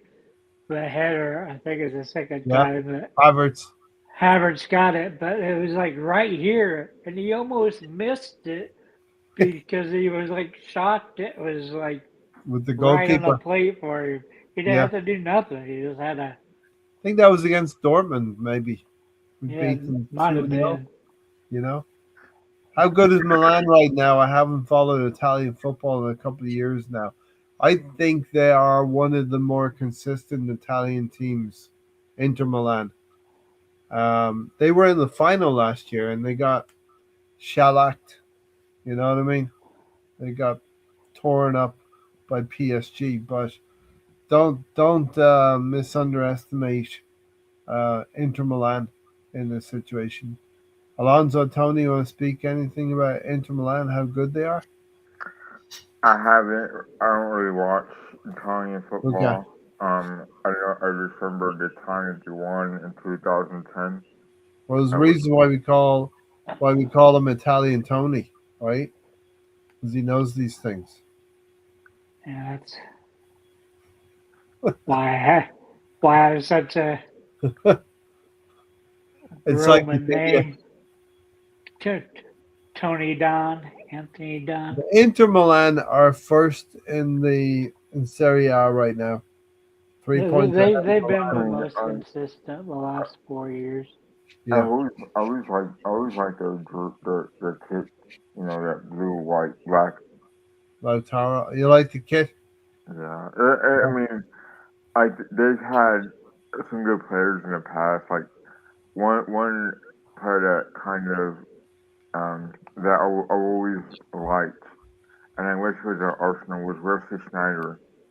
He was always a good player for AC Milan for all those years, and I believe he finished his career at Galatasaray, if I'm not mistaken. But he's a very good player, and I remember like that 2010 World Cup. He had a very good World Cup then as well. I wish he would have been at Arsenal, but whatever. Anyway, so yeah, that's I remember that team, and Inter Milan won the Champions League in 2010. And then I later played Manchester City back in 2023, I think it was, Yes. when they had a Lukaku and Yeah. Martinez. I think. Didn't they get to the final on that in that year as well? Yeah, that's what I'm talking about. They played Yes. City, and Wow, City would that's have right. won. I was I think wrong for Inter Zlatan played Milan. for them as well. They couldn't beat City, Uh, unfortunately. Zlatan played for them. Zlatan. that time. Yeah. Um, So Inter Milan is that team that's been knocking around the latter stages of the Champions League. I'm surprised he kept doing good until he's like 37 years old, still scoring. Someone asked in the chat box, like they said, I don't really watch Italian football. How are they doing? Well, right now they're top of the Serie A. Yeah. Everyone's played 20 games. They got 46 points, and then below them is Milan with 43. So they're 3 points ahead in the top of their league. That's where they sit. We're in a better position in our league, but similar to what we're doing. They're doing well. I think they won 15 games and lost 4 games. They've lost 4 and drawn 1. And won 15, right? Yeah. Yeah. So again, I look at that and I just think to myself, again, we don't let people score against us that often. That's our superpower. It's those games lost which are going to help us. I think we will have maybe the least. What's going to be important here is they're standing in the Champions League table right now, and they're in 6th place. Inter Milan are in 6th place on 12 points. They may be motivated to get 3 points against us. We definitely have that room. Huh? We've only lost 2 games, right? Yeah. We've only lost 2 games this season, and then the next closest is 2 teams that have lost 4. Man City and Villa have both lost 4. And what I'm trying to say is, it's like, even if we lost another couple of games, which would give us 4 losses, those teams that are already on 4, they've got more losses in them. Do you see where I'm coming from? Yeah. I just think that even if you look to the rest of the season and we were to lose another couple of games, because we've got 4 draws, all 3 of us have got 4 draws. Us, City, and Villa have all got 4 draws, but we've only got 2 losses. So what I'm saying is like, I just feel that even if we lost a couple of games this season, another couple of games, and even another couple of draws, I think it's enough, because those other teams have got more risk at losing games than we have because of our defence, and that could be the edge. I think Man City what you're saying, they're not going to lose another game now to the end of the season. You're telling me that Aston Villa is not going to lose another game now to the end of the season in the league? Of course they will. Yeah, they will, and we will as well. But we will have lost less. That's what I'm saying. We're going to lose less than them. They might have some fantastic games where they score 5 goals or whatever and all that. But when it comes to the losses, they've already got 4. We've got 2. And we've all got the same amount of draws, which means that we could still have a couple of draws in there, as they will, because that's what the average is. But when it comes to losses, they're going to lose more. That's what I'm thinking. That's where my heart is and my head is on this league this season. They both look capable of dropping points, City and Aston Villa, as good as they are. Whereas we seem to have that sewn up. You don't score some of those goals against what I've seen. Some of the goals I've seen scored against Man City, I've seen goals on the full. You don't score that against Arsenal. There's no way that goal is happening. So that's what gives me the confidence this season. I think Villa will drop more points than I think City will. I think it'll be a 2-horse race again, and I think Villa will drop points by February. I think they will. I think it's a stay a 3-horse race.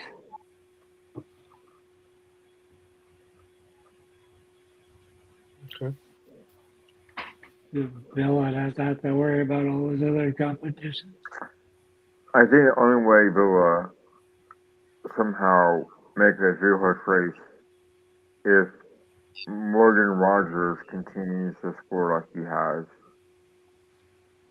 And we already played them twice, so I don't know how many times City had played Villa, but Villa, I think, have played more better against City than any other team in the league. And I think City has also been known to drop points against Spurs as well, for some reason. It's like you said, Stan, I think they can lose as well, City. The teams they should beat, but even Chelsea playing well, City. So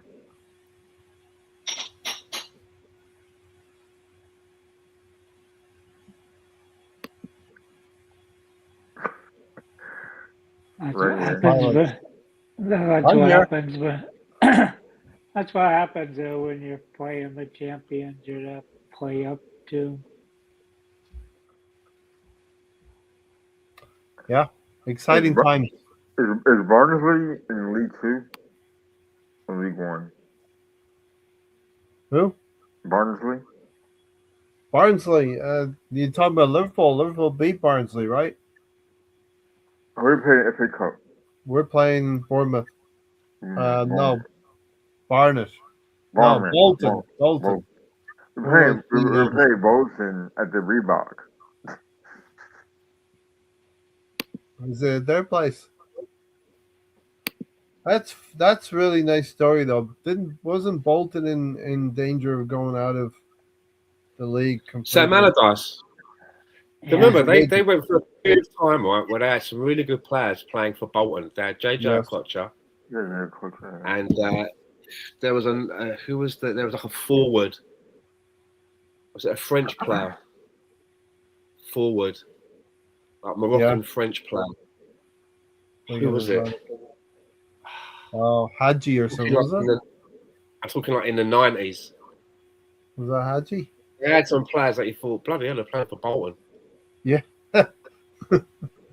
Or Hey, we're playing Wigan anyway. But there was an American that played for Bolton as well. Valentine's Day. He played for Dynamo as well. He's from Dynamo, but he also played for Bolton as well. Stewart. There was one game where we played Bolton one year. I think it was 2006. Jorkaeff played for them as well, right? Yeah, Yuri Jorkaeff. Yeah. Fernando Herrera, Ivan Campo. They like some big names. Bolton. I'll never forget, Stan, the game Arsenal played with them, and we were 2-0 down. It was 2008. It had to be 2008 then. We were 2 goals down, and we scored 3 goals. To Bolton. Yeah, against Bolton. Yeah. Was that Yeah. Eduardo, or is that after Eduardo got injured? It was William Gallas, Van Persie, and J. Lloyd Samuel, another OG. Wow. Remember? Well, Tim That is- Ream and Ray Stuart Lloyd Samuel. Holden played for Bolton as well. yeah, that Stuart was Kevin Holden- Davis. The barrel-chested Kevin Davis. Kevin Davies, El Hadji Diouf. El Hadji Played- Diouf. Yes. Gianna Capelous. JJ Okocha was very good though. He was the one. Yeah. Gary Cahill. Yeah, listen. Some blast from the Yeah, past yeah. there. Well, Stuart Holden played for them as well. Harry Yeah. Kewell, right? ATL, Yes. He's Harry Kewell. Yes. Yeah. Here's the thing again. BX Gunner. City are starting to come alive. That 6-point lead can disappear very quickly. So we must find our goals. BX always worried about City. The City need to worry about Arsenal. The other way around. You know? It wasn't long ago, Ray. They were playing, and they were only 2 points I know. behind us. I know. It can go like that. So yeah, Good I mean start it for can. good start for Semenyo at City as well, scoring in consecutive games, right? Yes. Semenyo, he scored for them, and they got a late goal, a Ryan Cherky late goal. 2-0. They're 2-0 up against the holders of the competition, Newcastle. So They've made some good signings. I think both Cherky and Reinders. I like the look of both of them. yeah, To be fair, Yeah. But they both look very. They both look very capable, don't they? Cherky and Reinders. yeah, definitely.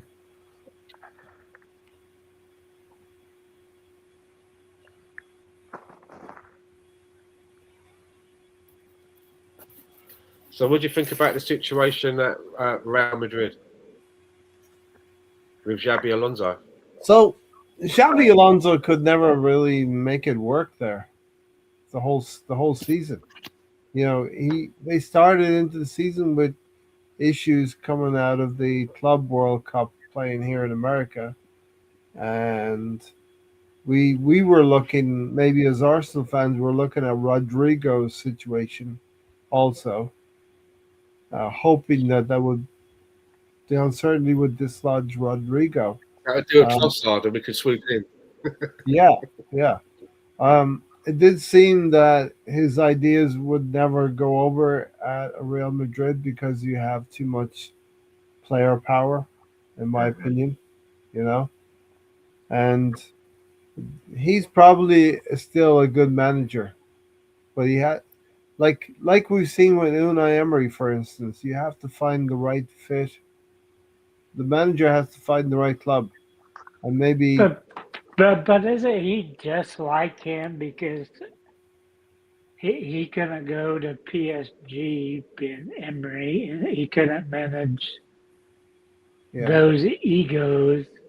Yeah. And then now he's at Aston Villa, and he's just fine with just standard You're on the players. button, Tony. You're on the button. You're on the button. You're right on the button. I can tell you what the problem is, right? on the button means a good thing, right? Antonio's right on the nose with this, right? He's got it. And I'll tell you what the problem is that what happened at Real Madrid. I would say that if you look at the style of football managers, I would say that Xabi Alonso, his style of management, the cloth that he is cut from, I would move him nearer to the box of Mikel Arteta and Pep Guardiola. He's that style of manager in the principles. You have to earn your place to play. That's what you do in the team, right? He's that kind of guy. I can imagine always at the tactics board. Listen, when they're like in this, when they end up in this formation, you need to be doing this. You need to be here. You need to be doing that. And if you're not, it won't work. But trust me, it's all very this, right? And I don't think at Real Madrid, the players at Real Madrid, they kind of dig that kind of management. When Real Madrid have been successful, right? I think of three managers: Carlo Ancelotti, Del Bosque, and Zidane. And I would say that none of those three, to me, are tactical managers. They give good speeches and they're good man managers. Carlo Ancelotti would turn up at players' houses unannounced for a cup of coffee. Just turn up at your house. But he's not doing all that, that Mikel Arteta style, right? Yeah. Man managers it's like the old adage, like it's in the dressing room. He sat back smoking a cigar. I'm overdoing it, but he sat back smoking a cigar and he's got his leaders running around doing all the other bit. Yeah. And when he's that kind of a manager at Real Madrid, it works. And what I'm saying is, right, look at Xabi Alonso, right? He made a change in the game and he wanted to bring off Vinicius Jr., a big personality. And instead of just coming off the pitch, he came off the pitch like this to the manager, right up to him as if to say, like, why are you taking me off? Questioning the manager's decision. And then just the other week, the biggest one was, I think it was in one of the cup games that they have, a cup game in the Spanish league. And the final was Real Madrid and Barcelona. I think it's at the Copa del Rey, one of the cups they have there. And Barcelona won. And at the end of the match, where they've got like a thing on the pitch where they're getting the trophy, and there's a bit at the front. If you watch it, Xabi Alonso calls over to the players and says, "Come over here." He wanted to do like a guard of honor where they would line up either side, and then Barcelona would come down, right? And you see him waving over to Mbappe. There's Mbappe and 3 or 4 other players. Come over here, we're doing this, right? And you see Mbappe look over and go, shake his head and call the players back. He called the players back, right? And basically nobody went and followed the manager said, we're going to do this. And the players said, no, we're not. And Xabi Alonso ended up putting his hands in his pockets and just walking off because there was no guard of honor. So you see these kind of things happening, you're like, you're fucked, mate. You haven't got a chance. You haven't. You're dead in the water. You are dead in the water. The whole world saw that. They were like, Mbappe was like, he was literally waving his arms and that, saying to that, no, come back, come over here. We ain't doing that. We ain't doing a guard of honor. And the manager, he rolled over. He didn't go like, what? No, we're doing this. That was that. Undermined big time. Yeah. And it's funny, right? Because they played a game yesterday, right? And they played. It must have been another cup game because they played a team called Albacete, which is in the second division. Copa del Rey. They're in the second division. This team, 1 point above the relegation, and they beat Real Madrid. And they've got that new manager. It's Abiola, some guy that's now the manager. I think he worked with some of the youth teams. He's been in Real Madrid, but at the youth setup, and they lost the match to this team. He's at the bottom of the division below them, fighting for relegation to stay up. So it's not a good start. It's always that's just what I say. Sorry, it's going to be hard to manage. You can't. Mikel Arteta would last 5 minutes at Real Madrid. They don't want all of that. They don't want all of that. The sort of egos that they got there. You got to be like a Carlo Ancelotti or Del Bosque. Just talk to people, put your arm around them. Just hey, listen. You go out there, you do your thing, do what you do. Not too much of all this tactic boards and watching videos and rewinding and doing this and blah blah blah. They don't. You start bringing that shit into Real Madrid, they're going to get you out, the players, because they're used to that. You know what I mean? They're used to that. Zidane, Del Bosque, Carlo Ancelotti. These guys, they were more, and you got their respect. They knew what to say to you at the right time. I'm not saying it's right or wrong, but I think that's what the problem was with Xabi Alonso. He didn't operate in that way, and they were like, no, we ain't doing any of this. We ain't having any of this, man. It's not happening. That's not how we roll here. And it's a shame because in the modern game, I would say that I would put him near that category of an Arteta. That's why that's why I said Tony had it on the nose, right? That's why Unai Emery failed at PSG. Same thing. Look at those names he had there. He had fucking Messi, Suarez, Neymar. And Unai Emery, again, was known as he's a very tactical kind of a manager. They didn't want that. Do you know what I mean? And that's why he failed at PSG. He couldn't do that man-managing bit. He had the tactics, he had the tactical nous, but he didn't have that. And these big egos, they were just like, no. Nor would they be up for his training. They're like, no, I know how to running play their football. asses off. I'm Messi. I know how to play football, mate. So don't fucking make me sit here at a fucking blackboard and that. You know what I mean? They, you know. As I say, Ancelotti would turn up at players' houses unannounced for a cup of coffee. You're sat there on the fucking sofa watching EastEnders and the doorbell goes and it's the manager. Oh, go on, let's come in for a coffee. That was his style, right? Same with Alex Ferguson. They all have their coaches and that, right? But I think, you know, Alex Ferguson is walking around the training pitch, but he's the figurehead. He's that figurehead person. You know, Unai Emery is probably more tactical than Alex Ferguson. I'm not saying that Alex Ferguson can't spot a player.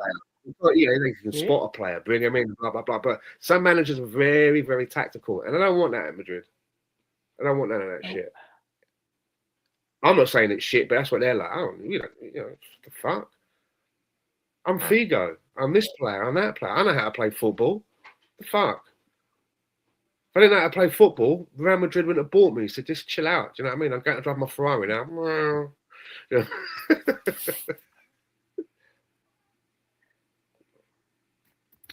But like we I do think as well now, Arne Slot has to be looking over his shoulder, right? Arne Slot has to be looking over his shoulder now.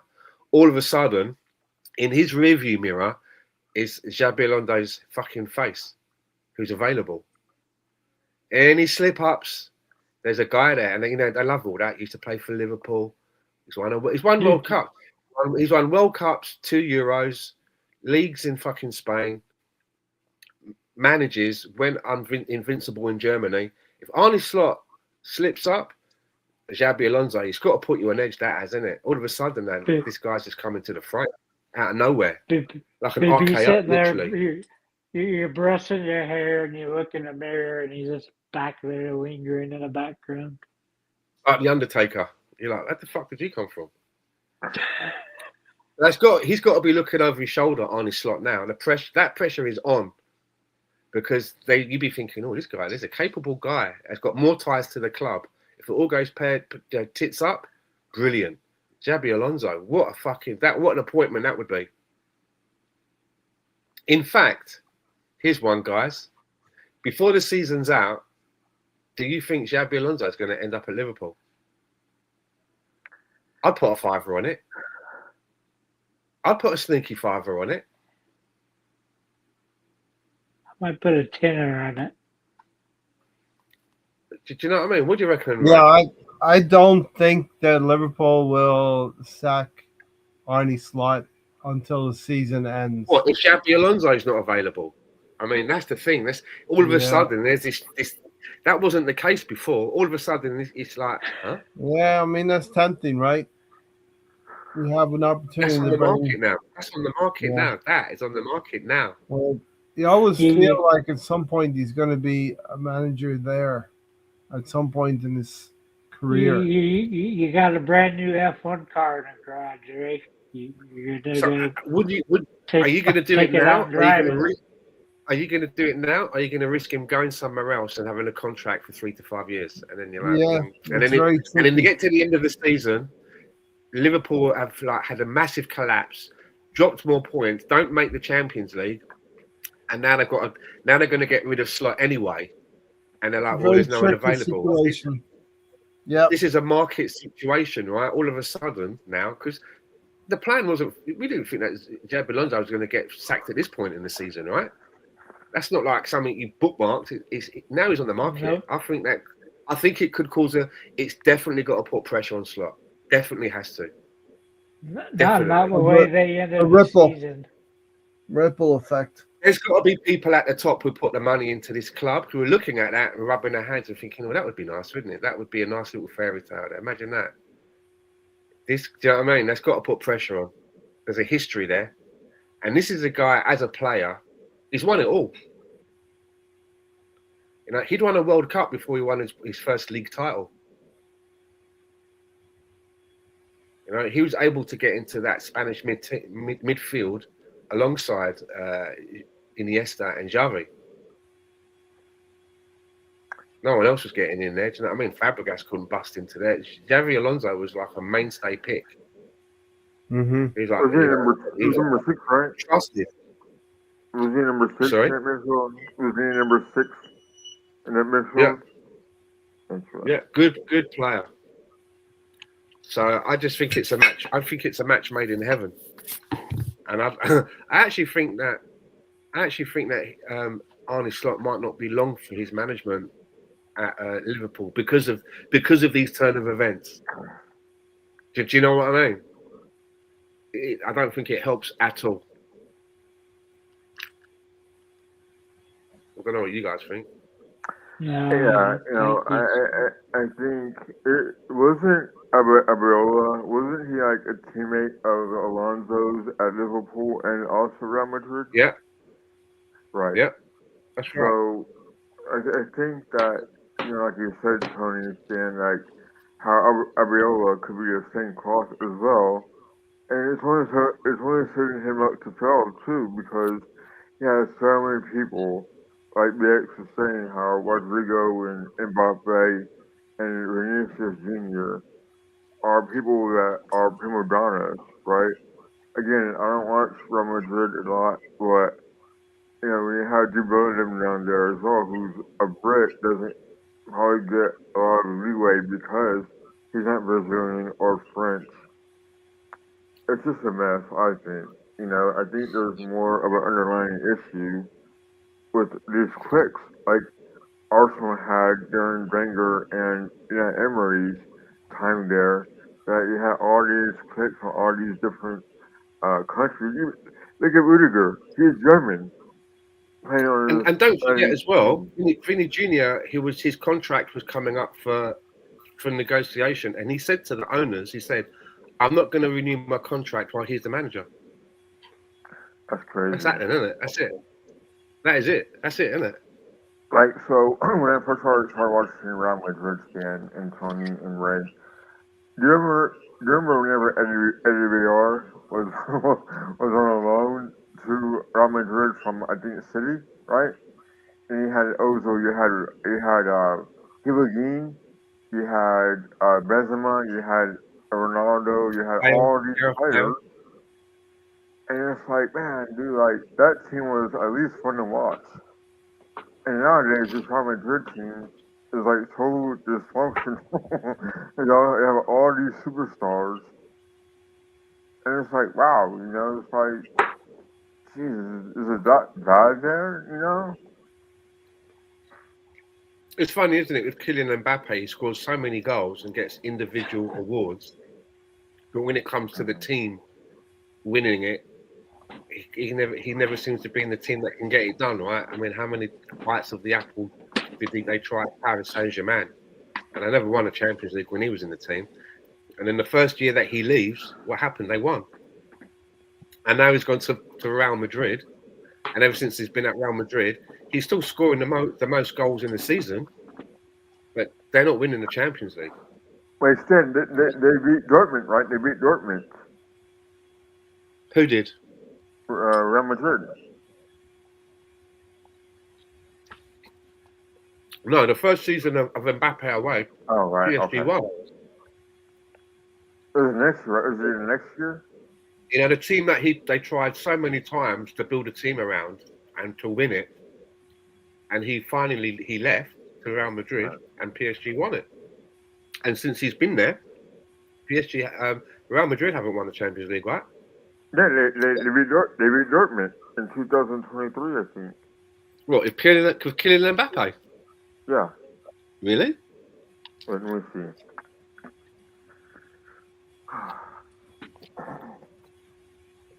Give me 1 second.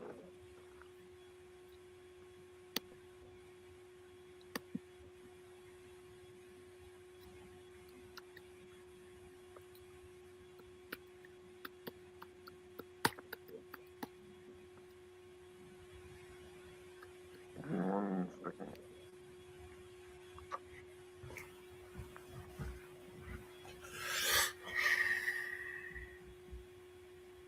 All right, No, so he's never won. It's 2024. He was a losing finalist in 2020 and also twice reached the last four.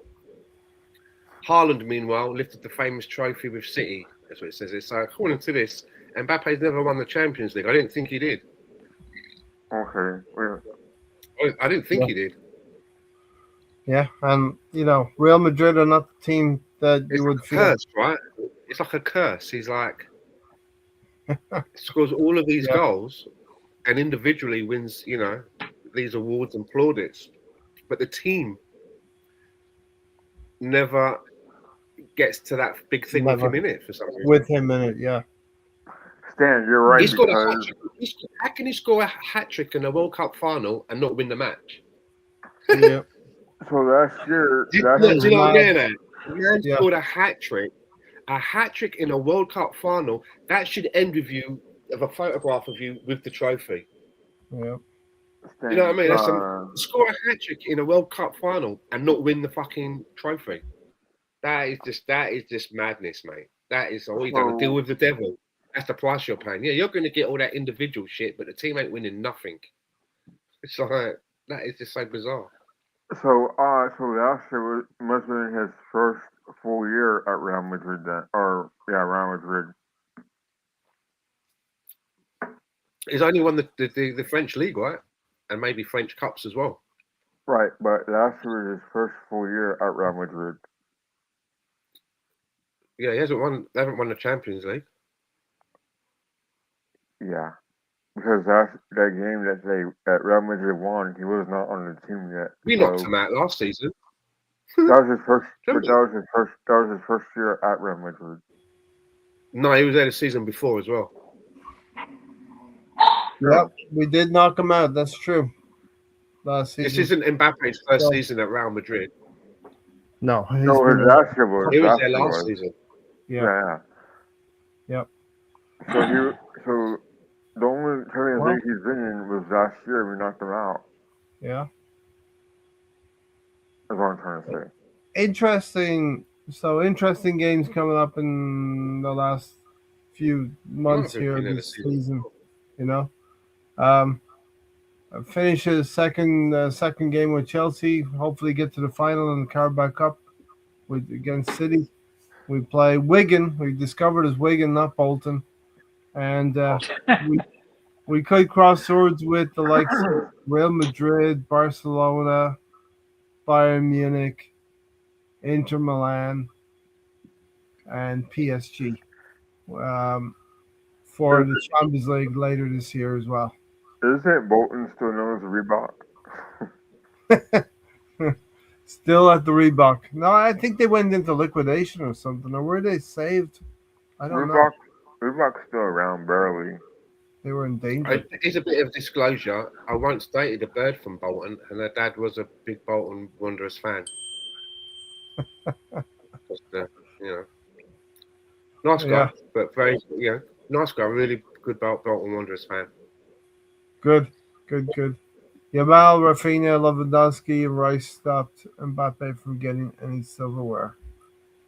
Yeah. Anelka was a famous Bolton signing. I don't know about that. I don't know. We didn't get Anelka from Bolton. I don't know what Did Anelka play for Bolton?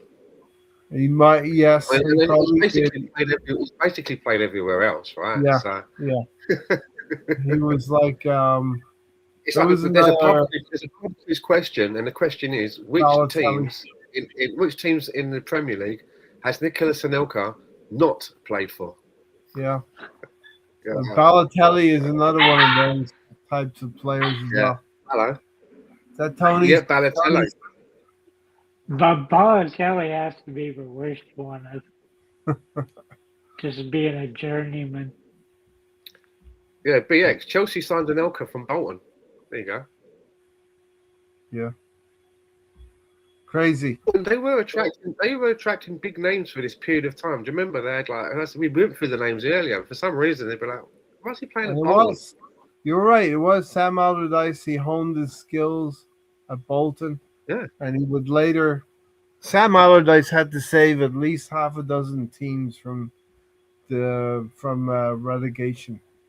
You know, at the Yeah, end that of was the his job after Bolton, wasn't it? Just like last Big Sam coming in, the swooping. specialist. Yeah, swoop in right about this time, January, February. Big Sam would swoop in, right? And he will have a job from like August to December. It'd always be January, February. He'd come in, get him enough points to You get himself, save him. Tony, you get himself Still a nice, the only England manager with 100% record though. So, you know what I mean? one game, right? One game. Yeah, and he won it. Could put that on his CV, 100%. The 100%, man. 100% record with England. They'd be like, "Oh, Exactly. that's great. How many games did you play? One, Just one, but, you know. just one, but you know it's 100%." That's why you always have that minimum of 5 or 10 games. The minimum, yeah, the minimum block of games, 10 games. All right, we'll go around the houses, Tony. We're gonna say goodbye. We'll get out of here, everybody. Tony, you can start us off. I can start us off. Yeah, the floor is yours. I think we lived up to our name, Arsenal Fan Circle. We've kind of gone around in circle, cat chasing its tail. But just A circle is impenetrable. There's a reason why they say circle the wagons, Tony. There's a reason why it's never ending. A circle is never ending. Sometimes yeah, like that. but you see when NATO's firing the arrows into the hay and catching them on fire. Yeah, you're the one that's doing that. You're shooting the arrows, Davy Crockett. What Premier League match are you guys looking most forward to? For me, it's Gabriel versus Haaland, Arsenal versus City. Yeah, coming up. Arsenal City. We go to It's almost boring at this point. 6-pointer, isn't it? Yeah. Stephen, thanks for being here as well. I hope you're feeling better and recover fully. You know? Don't you think it's almost boring? You're playing at the this team point? that's behind you, and there's only 5 points between you. That's the big one, right? Yeah. You can steal 3 points there. That is so like, you know, for everybody, just the mind game there, you know, to get all 3 points. A draw, then they still think they're in it, right? Yeah. They still think that they can come back. They still think they can pick up points. But if you stuff them, that's got to kick the stuffing out of them a little bit. If you get all 3 points, that's a little bit of criticism. That's got to be deflating, isn't it? We faced that criticism a couple of years ago. All of the pundits wanted to say we weren't adventurous enough at the Etihad 2 seasons ago. You know? Isn't the game at United at the Emirates? What's that, Alonso? Isn't the game at the Emirates? The other game at the Emirates? No, we're talking about the 0-0 at the Etihad, I think, 2 seasons ago. I mean, like the game at Manchester United, isn't it at the Emirates? Oh yeah, a couple of weekends from now. Next weekend. Yeah, that's my birthday gift to myself as an Arsenal. You know, if it's the other way around, right? If it's Man City that's 5 points ahead of us and we're in second place, and you go into that fixture with that same spread of points, and they get all 3 points, as Arsenal, that's going to just kill you. It's just going to deflate you, right? Yeah. You're still going to pick up points along the way, but there's no coming back from that. So if we can get something from that, we really are in a good place. Yes. Ray just showed you his age there. Me, 10. No. 55 there, Ray. Well, I'm not 55 yet. You're gonna be pretty goddamn soon, Ray. Might as well say you're 55. All right, Tony. Stan, any quick goodbyes? Any quick final words? No, thanks, everyone. Just keep it going, right? What does Gary say? The most important game is the next game. Keep it going. Nottingham Forest. So far, so good. Yes. This season is going well. We're on all fronts, all four fronts. Alonso, finish the show out. Yeah, I hope Arsenal win on this Saturday, and then we go undefeated. All right. On that note, we shall say goodbye. Tony's dogs need to be fed. They're eating each other or No, something. but one's cleaning him, other one's teeth. He doesn't like it. He doesn't He, like like, it. Yeah. he likes getting his eyes and ears clean, but Uh-huh. not the mouth. All right. BX, thanks for being here. Thanks everybody for being in the house. We talked a bit about Bolton tonight as well. Hey. All right. For some We're reason. out of here. Come on, you Gunners. John Going great Bolton. guns on all four fronts. Take care, everybody. Have a great weekend coming up as well. And we'll see you soon. We're out of See you here. later. Good later.